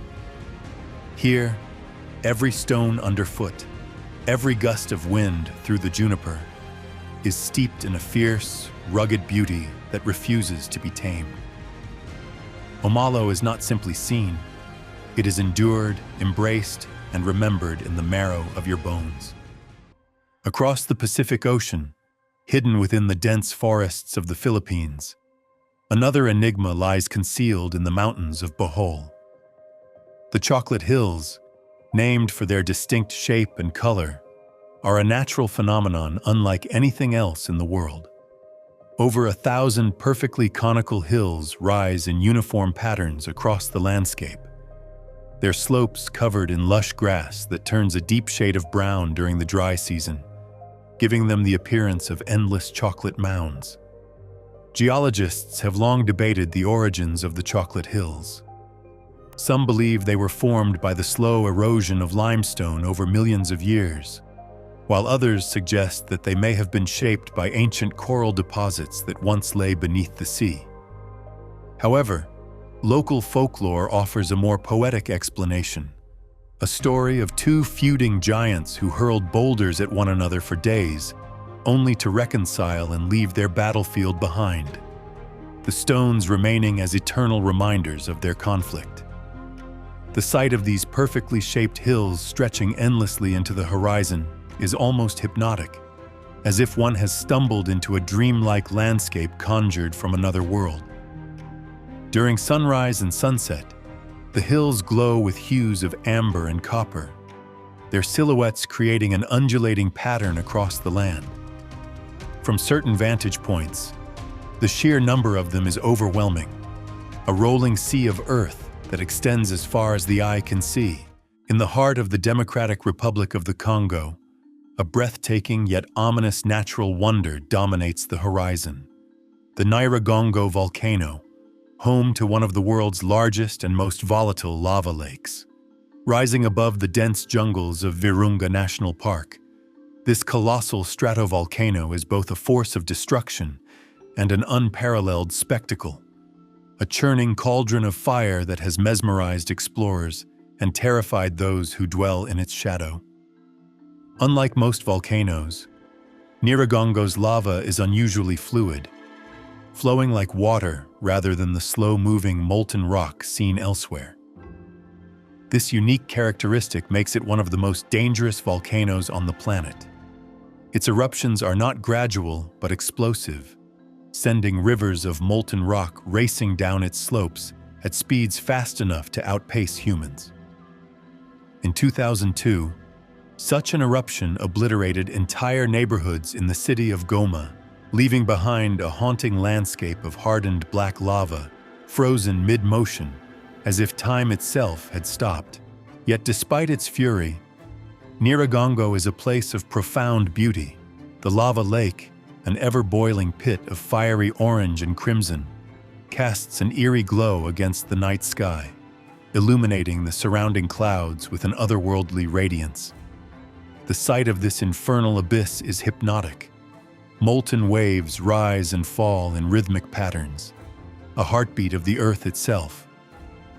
Scientists studying Nyiragongo have reported hearing a deep, resonant sound emanating from the lava, a low-frequency hum that vibrates through the air like an ancient song from the core of the planet.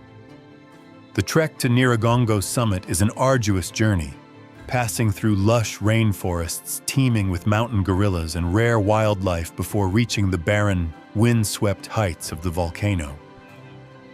Those who brave the climb and peer into its depths describe a feeling unlike any other, a sense of standing at the very gateway to creation and destruction, where the earth is at its most raw and untamed.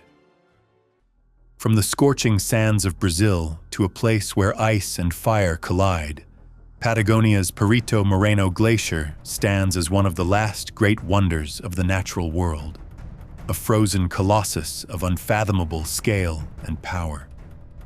This immense river of ice stretches for nearly 19 miles, its jagged peaks and deep crevasses glowing with an eerie blue light. as if frozen in time itself. Unlike most glaciers, which are retreating due to climate change, Perito Moreno remains defiant, advancing inch by inch, reshaping the landscape as it moves. It is a living, breathing force of nature. Visitors stand in hushed reverence on viewing platforms as towering walls of ice calve into the waters below, the thunderous crack echoing across the valley like cannon fire. The icebergs that break away drift like ghostly monoliths across the turquoise waters of Lago Argentino, their forms sculpted by wind and waves into fleeting masterpieces. High in the mountains of China's Sichuan province, hidden within a remote valley of mist and legend, lies a place so otherworldly it feels like a dream made real. Jiuzhaigou Valley, a UNESCO World Heritage Site, is a landscape of astonishing beauty, a place where jade-green lakes reflect golden forests, where waterfalls tumble from ancient cliffs, and where the seasons paint the land in an ever-changing masterpiece of colors.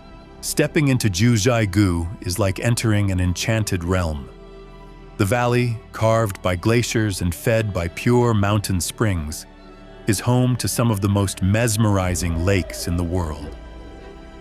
Five Flower Lake, the crown jewel of the park, is a vision of impossible hues. Turquoise, emerald, and sapphire blending seamlessly in a kaleidoscope of shifting color.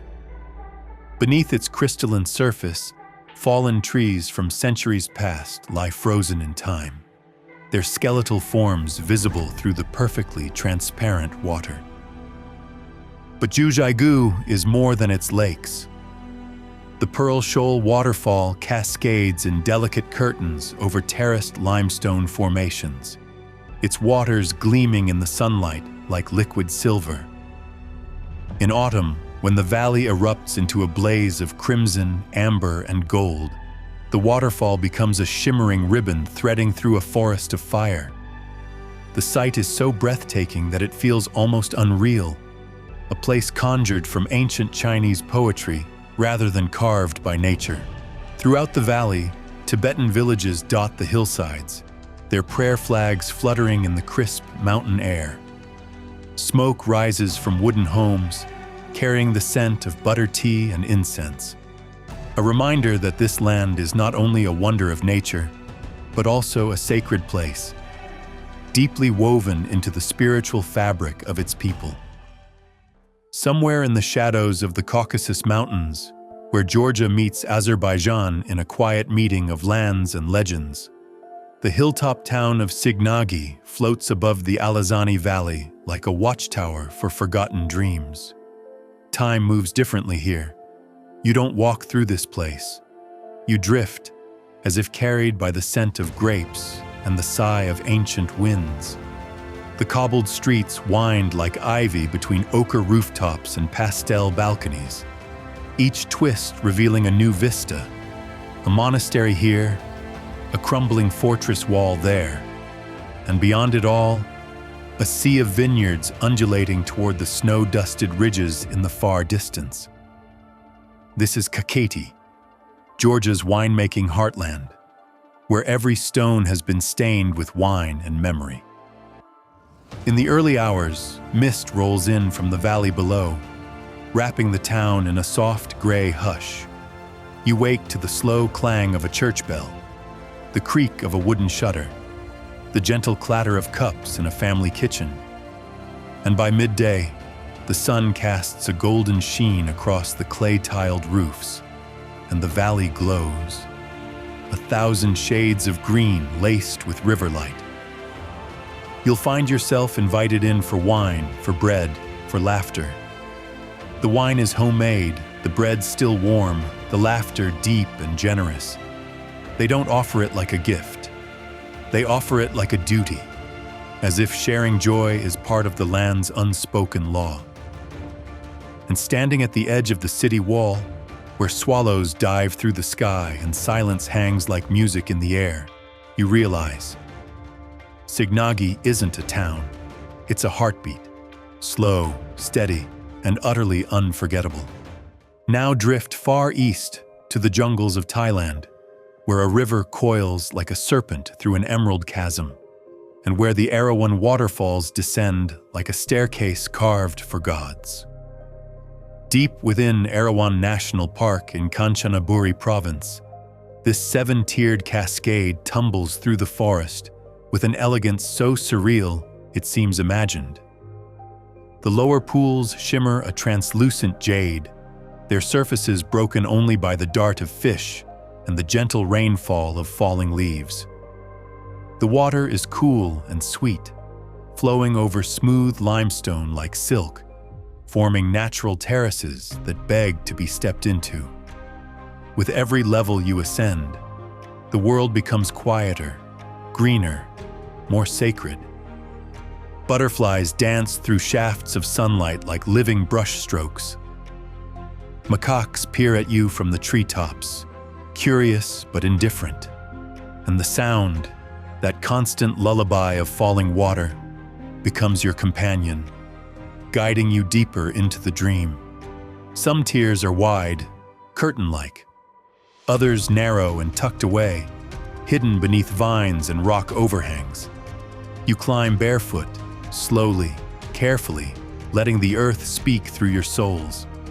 And at the seventh tier, after hours of ascent, you reach the crown, a broad, glittering pool beneath a towering veil of water. Here, even your breath quiets. Even your thoughts yield. It's not just a waterfall, it's a pilgrimage. On the far southern coast of Crete, hidden between towering cliffs and forgotten by most who only skim the island's tourist-worn edges, the village of Lutro sits like a lost sapphire cradled by the Libyan Sea. There are no roads that reach this place, only the open sea or rugged footpaths carved into the mountains. From the water, it appears like a vision. Whitewashed buildings clinging to the rocks, their blue shutters flickering against the blinding sunlight. A place untouched by the corrosion of time. Boats bob lazily in the crystalline harbor, so clear that it seems they are floating in mid-air, suspended above rippling shadows on the sandy seabed. The scent of grilled octopus and wild thyme drifts on the breeze, carried from tavernas where locals speak in soft, lilting tones, their conversations stitched with the rhythm of the waves. Narrow alleyways wander upward into olive groves and rocky trails leading to hidden beaches, secret coves where the sea cradles you in a cool, endless embrace. Beneath the shimmering surface, fish flicker in shoals of silver and coral gardens sway with the tide. At dusk, the village seems to sigh and lean into the coming night. The sky deepens into velvet, and the stars gather so thickly above that the universe feels just an arm's reach away. There is a silence here, not of absence, but of fullness. The sound of the earth breathing, the ancient pulse of water against stone. Lutro is not a destination you check off a list. It is a feeling you carry back with you, a place that hums like a secret in your heart, long after your footprints have vanished from its pebbled shore. High in the ridges of northern Albania, hidden among jagged limestone peaks and cloaked in the solitude of forgotten valleys, the village of Theth whispers its existence to those who dare seek it. A land that seems shaped more by myth than by geography, Theth lies within a cradle of fierce mountains, their faces sheer and impossibly steep, their crowns dusted with snow even as the meadows below hum with the green fire of summer. A stone church, centuries old, stands solitary among emerald fields, its whitewashed walls catching the first kiss of morning light, a sentinel in a place where time seems both ancient and newborn. The road to Theth is a pilgrimage itself, winding, precarious, breathtaking, leading you to a world untouched by the fevered pulse of modern life. Waterfalls tumble down cliff faces like molten glass, and the blue eye of Theth, A spring of impossibly clear, iridescent water pulses in the forest like a jewel dropped by the gods. The air smells of pine resin and river stones, and every footstep along the village's winding trails carries you deeper into a silence so profound it feels sacred. Shepherds move through the high pastures, their flocks' bells chiming softly under the open heavens, and the locals welcome you not as a visitor, but as an old friend returning from a long journey. At night, the stars sweep across the sky in a great silent procession, and the dark silhouettes of the mountains rise like ancient titans holding up the firmament. In Theth, you do not simply walk through a landscape, you dissolve into it, as if the earth and sky and water have remembered something about you that you had long forgotten. Deep within the vast expanse of Siberia, in a land where winter never truly relinquishes its grip, an enormous crater gapes open in the permafrost. This is the Batagaika crater, a place as eerie as it is mesmerizing, often referred to as the gateway to the underworld by locals. Stretching over a kilometer in length and sinking deeper every year, this scar in the Earth's surface is a result of the warming climate, an ever-growing chasm where the past and future collide. The walls of the crater reveal layers of Earth's history, each stratum exposing secrets frozen in time for thousands of years. Bones of long-extinct creatures, mammoths, prehistoric horses, and ancient bison have emerged from its depths, their remains astonishingly preserved in the icy ground.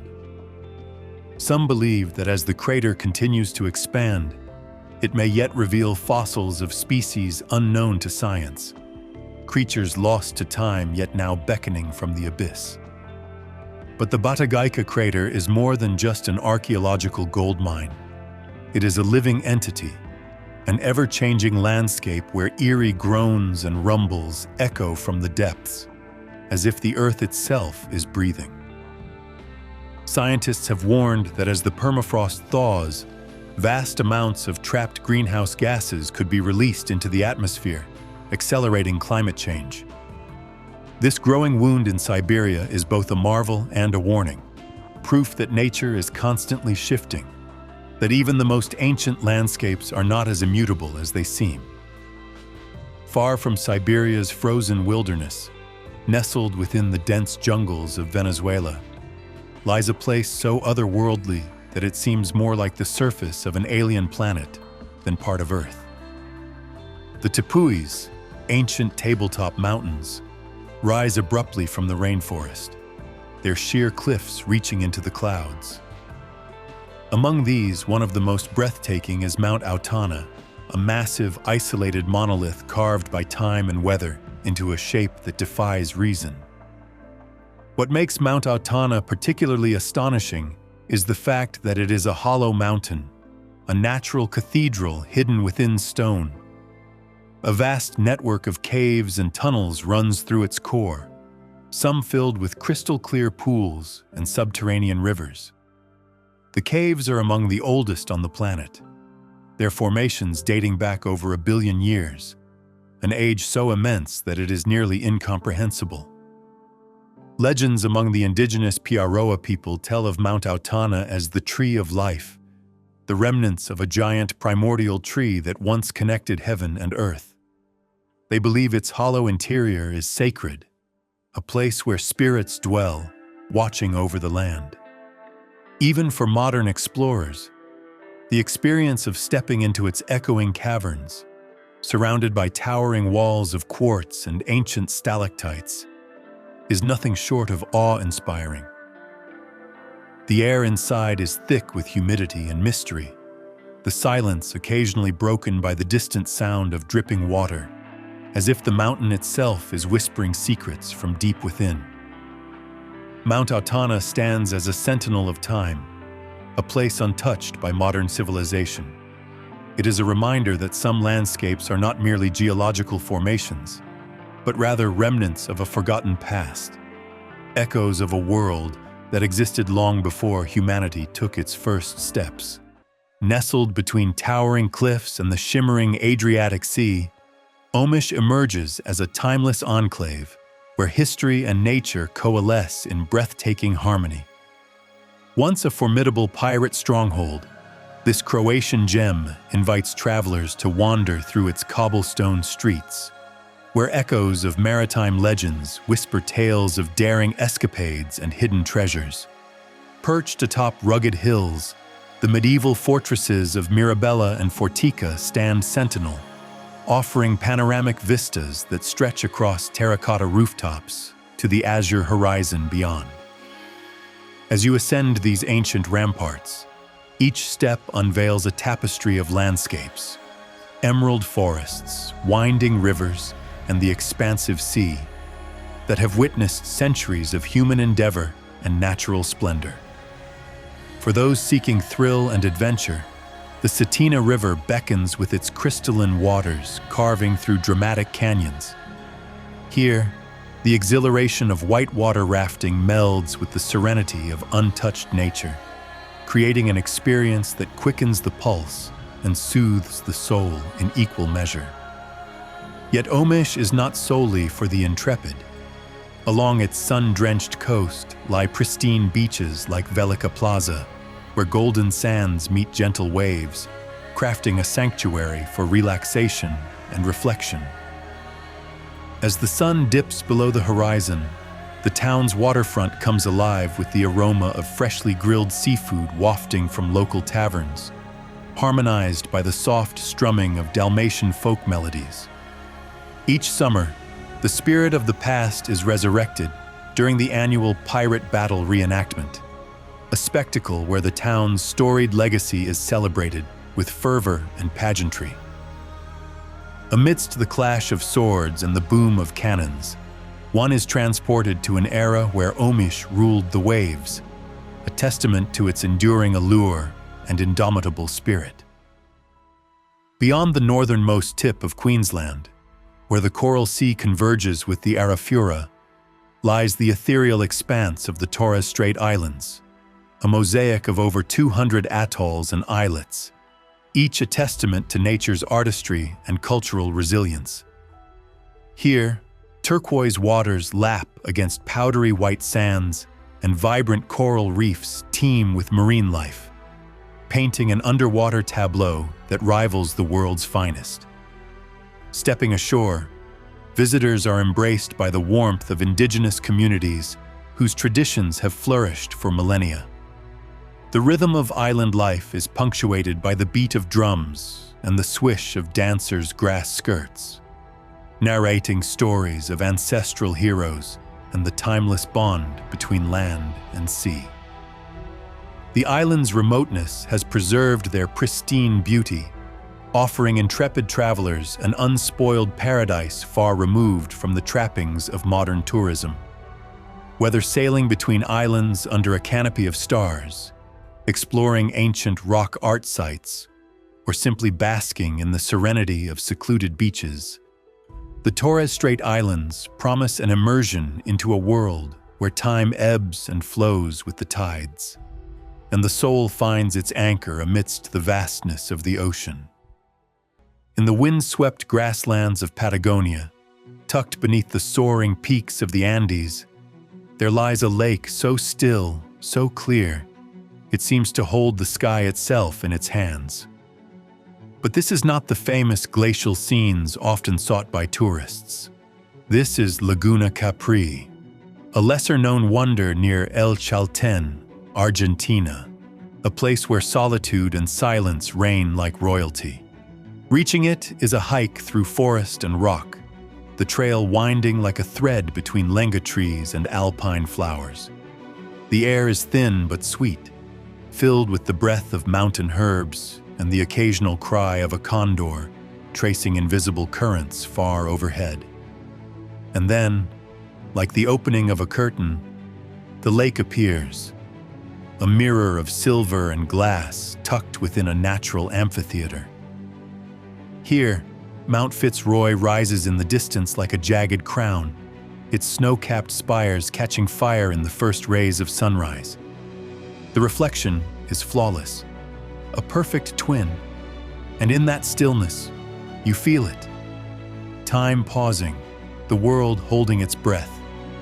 You sit by the shore, you take off your boots, the icy water kisses your toes, grounding you in the moment.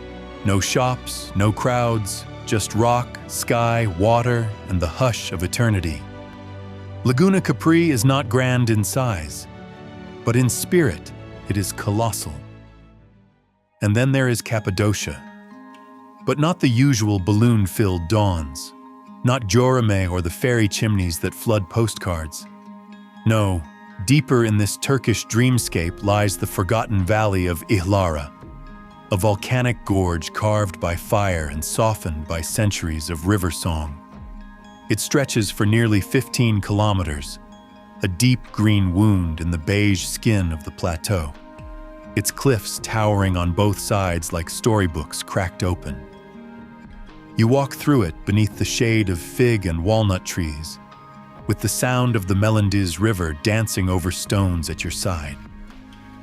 Above, the cliffs are riddled with carved-out chapels, some barely visible until you get close, their entrances disguised by ivy and silence. Inside, frescoes bloom on the walls, still vibrant after 1,000 years, saints and angels painted in colors that defy time. The air smells of dust, water, and ancient faith. Birds nest in forgotten altars, and every so often, you glimpse a monk's staircase, impossibly narrow, carved straight into the vertical stone. These were sanctuaries, places of prayer for those seeking solitude. Now they belong to the earth again, sacred, silent, still. At Belisirma, a tiny village along the trail, locals serve gözlemi and tea on riverside platforms that float gently above the current. You eat with your shoes off, your feet brushing the water, your eyes staring up at canyon walls that seem to hum with memory. The valley doesn't scream its beauty. It whispers, and if you listen long enough, it begins to sing. Tucked along the rugged coastline of Newfoundland, Canada, the tiny outpost of Tilt Cove lies forgotten by most of the world, cradled between towering cliffs and the restless Atlantic. Once a thriving mining town, Tilt Cove has faded into a quiet ghost, where brightly painted houses perch stubbornly against the sweeping might of the sea. The land feels alive here. Fierce winds chase mist across jagged rocks, and the ocean moans against the shoreline like some ancient creature stirring in its sleep. Walk along the solitary paths, where wildflowers bloom defiantly in every crack and crevice, their colors electric against the weathered stone. The remnants of old mining structures lean into the wind, their rusted frames transformed into monuments of resilience rather than decay. Tilt Cove is a place where silence has texture, where every breeze seems to carry the voices of those who once toiled and dreamed among these hills. The waters of the cove, impossibly clear, mirror the endless sky in shades of turquoise and indigo, broken only by the gliding shapes of seabirds carving graceful arcs through the air. At sunset, the cliffs blaze with a fierce orange light, and the little village glows like an ember against the encroaching dusk. In Tilt Cove, the ordinary alchemy of nature and memory creates something utterly extraordinary, a place where the weight of time feels gentle, like a hand resting lightly on your shoulder, and the edge of the world feels both impossibly distant and intimately close. Deep within the folds of Malaysia's Titiwangsa Mountains, where mist snakes through emerald canopies and rivers carve secret paths through dense jungle, lies the Cameron Highlands, an otherworldly tapestry of rolling tea plantations and ancient mossy forests. Here, the hills ripple in perfect symmetry, cloaked in seas of green that shimmer under the shifting moods of the sky. Narrow paths wind through endless rows of tea bushes, the scent of fresh leaves sweetening the air, while workers with nimble hands pluck the finest tips under a gauze of morning mist. Venture further, and the cultivated beauty gives way to untamed magic. The mossy forest looms like something conjured from an ancient legend, a primeval world where gnarled trees twist in silent agony, their limbs heavy with dripping moss and orchids that bloom like secret stars. The ground, soft and springy underfoot, exhales the sweet, damp breath of the earth, and every step feels like a journey deeper into an older, wilder version of the world. Wisps of cloud thread between the trees, blurring the lines between land and sky, between waking and dreaming.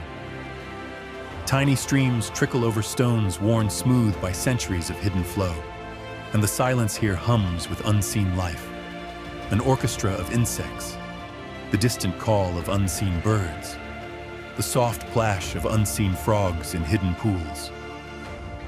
As twilight folds over the highlands, the hills blush under the soft hand of the setting sun, and the world seems to hold its breath.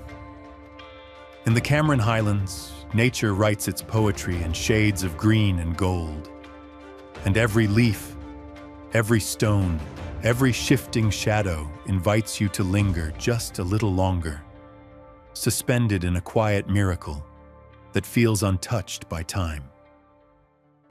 In the heart of the Arctic Circle, a towering monolith rises from the frozen tundra like the last relic of an ancient world.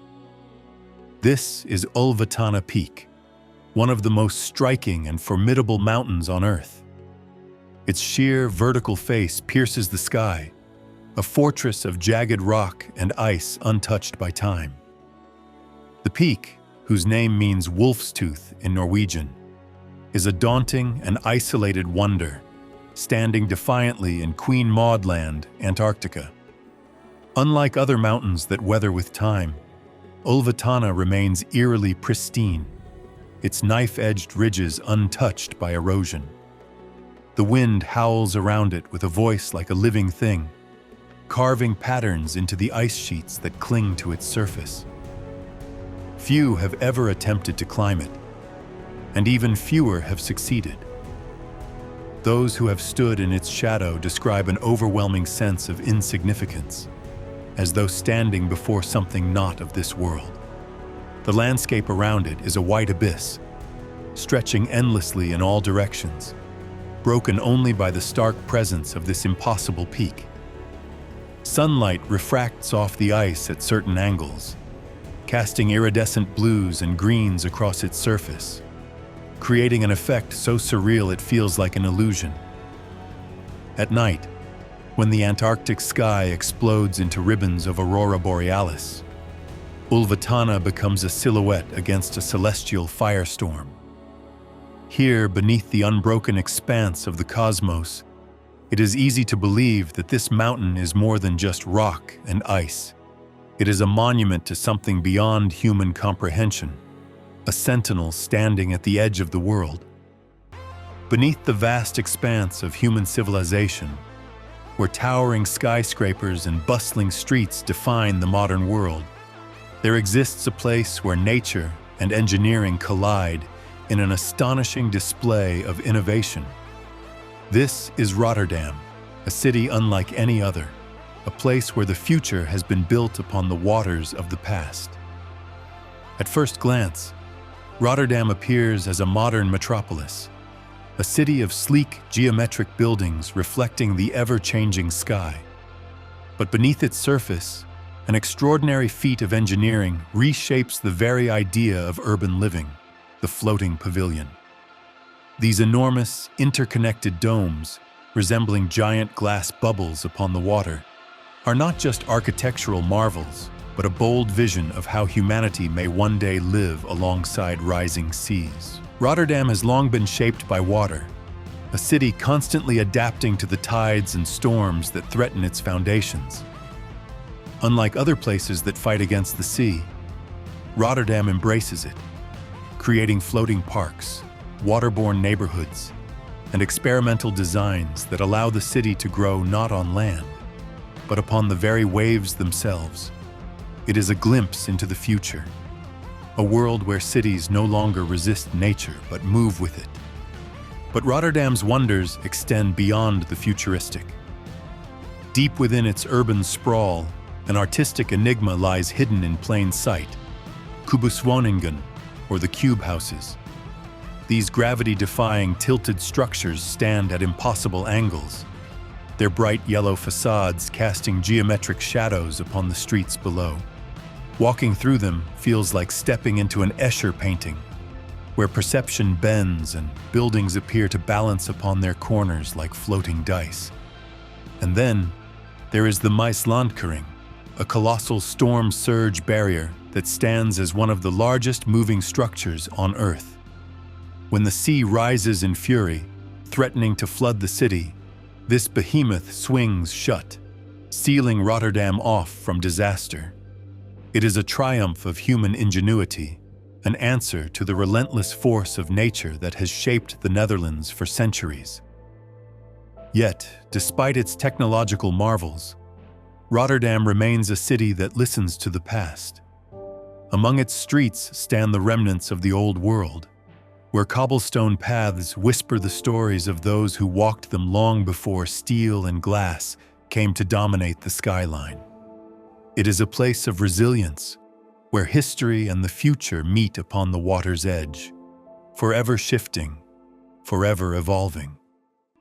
Far from the dense jungles of South America, another towering marvel rises from the earth, a mountain so uniquely sculpted by time that it seems almost alien. Nestled in the Canadian Rockies, Moraine Lake is a spectacle of nature that defies the imagination. Set within the Valley of the Ten Peaks, its waters glow with an impossible shade of blue, a result of glacial silt refracting the sunlight in a dazzling display of color. As dawn breaks over the mountains, the first light of day spills across the water, setting it ablaze with hues of turquoise and sapphire. The stillness is absolute, broken only by the distant call of a loon or the rustling of the towering pines that line the shore. To paddle across these waters is to glide through a dream, the peaks towering above like silent guardians, their snow-capped summits reflected perfectly in the glassy surface below. For those who seek adventure, Moraine Lake offers more than just serenity. Trails wind through the valley, leading to vistas so breathtaking they seem almost unreal. The Rockpile Trail, though short, rewards hikers with the iconic panoramic view of the lake, its impossible colors framed by the rugged majesty of the mountains. Further beyond, the Sentinel Pass Trail winds through larch forests that turn to gold in the autumn, offering a view that stretches endlessly across the wild heart of the Canadian Rockies.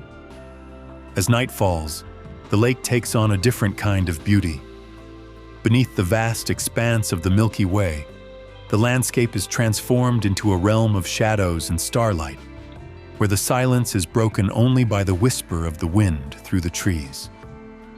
In this place, where the air is crisp and the wilderness untamed, one cannot help but feel a profound sense of awe, a connection to something greater than oneself, something eternal. There is a land at the edge of the world where desert sands meet the sea with no warning, where colossal dunes collapse into waves, and silence carries the weight of ancient winds. This is the Namibrand Nature Reserve in southern Namibia, not the famous dunes of Sossusvlei or the cracked white clay of Deadvlei, both off-limits, but a lesser-known marvel that swallows you whole in its boundless wonder. The air here tastes of heat and distance. It carries the scent of dust warmed by relentless sun, of thorn bushes baked into stillness. In this private reserve, life feels distilled to its most essential elements: sky, sand, and space. The dunes move like frozen fire, wind-swept crests curling like ocean breakers, their shadows carving sculptural valleys in burnt orange and crimson. At dawn, the light spills across the terrain like melted copper.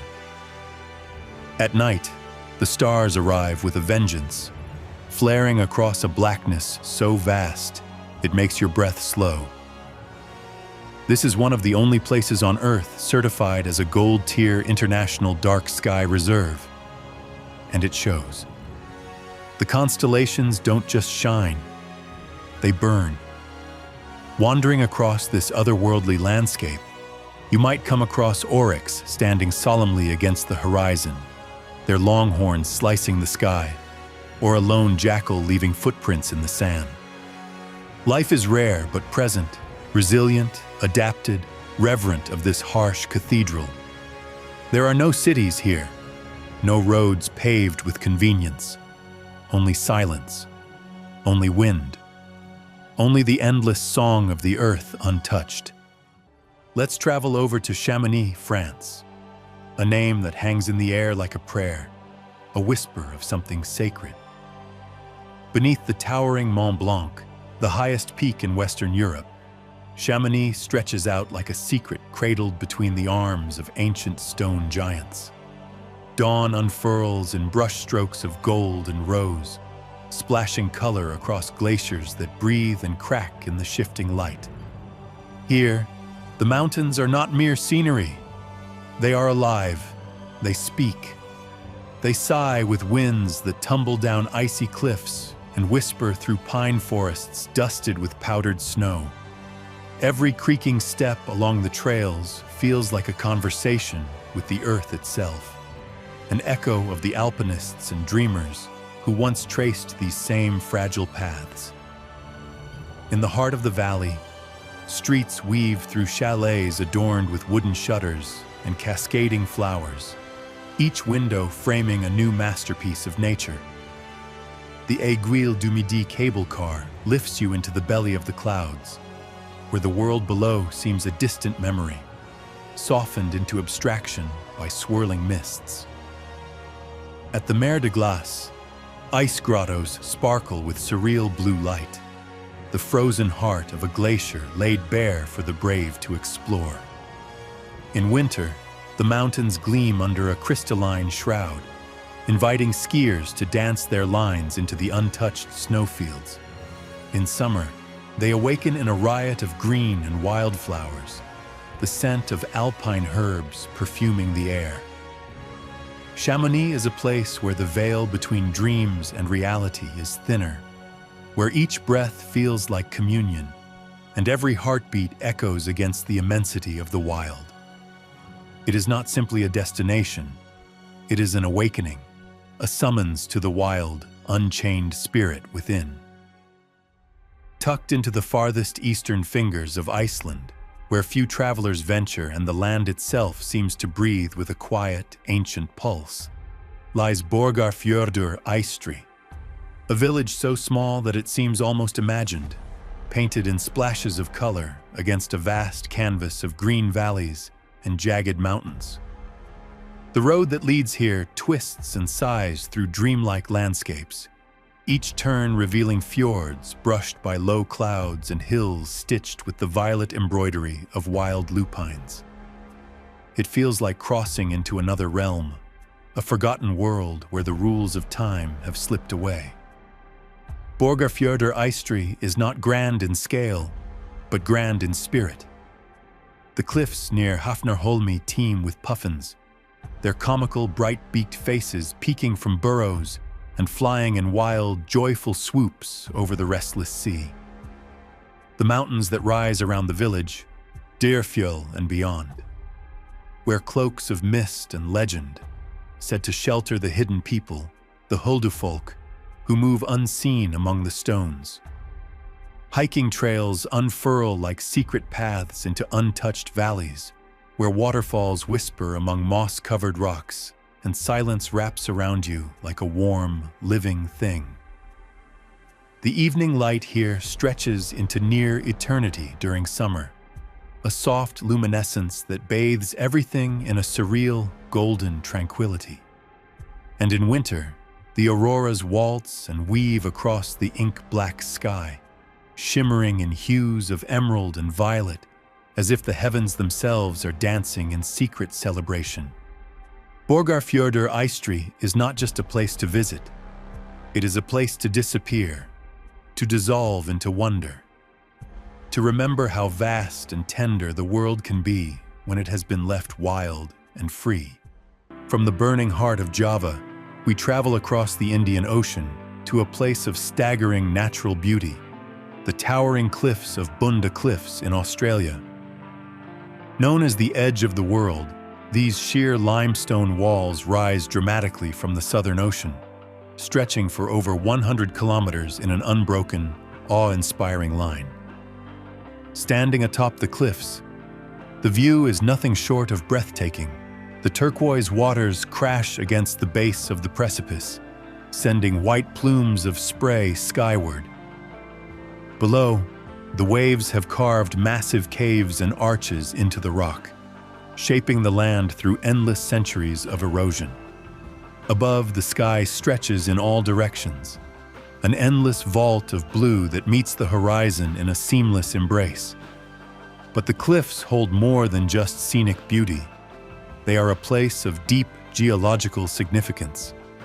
Fossils embedded within their walls tell the story of an ancient seabed, a time when the land beneath our feet was submerged beneath vast prehistoric oceans. To gaze upon them is to peer back into Earth's distant past, to see in stone the record of worlds that came before our own. High above the world, where the thin air hums with silence and the sky stretches into infinity, an isolated peak stands as a testament to the extremes of nature. Mount Thor, Canada's great granite sentinel. Located in the remote wilderness of Baffin Island, this monolithic cliff face holds a staggering record, the greatest vertical drop on Earth. Its west face plummets an astonishing 1,250 meters, a sheer, uninterrupted wall of rock that seems to defy gravity itself. Unlike other peaks that erode into jagged ridges over time, Mount Thor remains eerily smooth, as if sculpted by unseen hands. The scale of it is almost unfathomable. Standing at its base, the cliff looms overhead like an impossible gateway into the heavens. It is a place that has humbled even the most daring climbers, its surface so steep that a single misstep could mean falling into eternity. But for all its harshness, Mount Thor is a place of pristine beauty. During the long Arctic summer, the sun never truly sets, casting an ethereal glow upon the icy rivers and tundra that surround it. The air, crisp and untouched by pollution, carries the scent of ancient stone and frost. And above, the auroras dance in spectral waves, illuminating the mountain with ribbons of green and violet, as if the sky itself pays homage to its silent guardian. Far from the misty mountains of China, another world of water and stone awaits. One that could not be more different yet is just as extraordinary. Deep in the remote deserts of Arizona, hidden within the heart of the Havasupai tribal lands, lies Havasu Falls, an oasis of impossible beauty in a land of sun-scorched rock. Reaching Havasu Falls is no easy feat. The journey begins with a grueling 10-mile trek through the parched, red rock canyons of the Grand Canyon's lesser-known western reaches. The sun blazes overhead, and the air is thick with the scent of dust and creosote. But then, like a mirage materializing from the heat, the canyon floor opens to reveal a paradise so vibrant it seems almost unnatural. Here, amidst the burnt orange cliffs, waterfalls of the purest turquoise tumble into shimmering pools, their waters imbued with minerals that give them an almost luminous glow. Havasu Falls, the most famous of them all, plunges nearly 100 feet over a limestone ledge, its waters crashing into an electric blue basin framed by lush green vegetation. The contrast between the vivid water and the fiery rock is surreal, as if nature itself has defied logic to create something utterly unique. But Havasu Falls is just the beginning.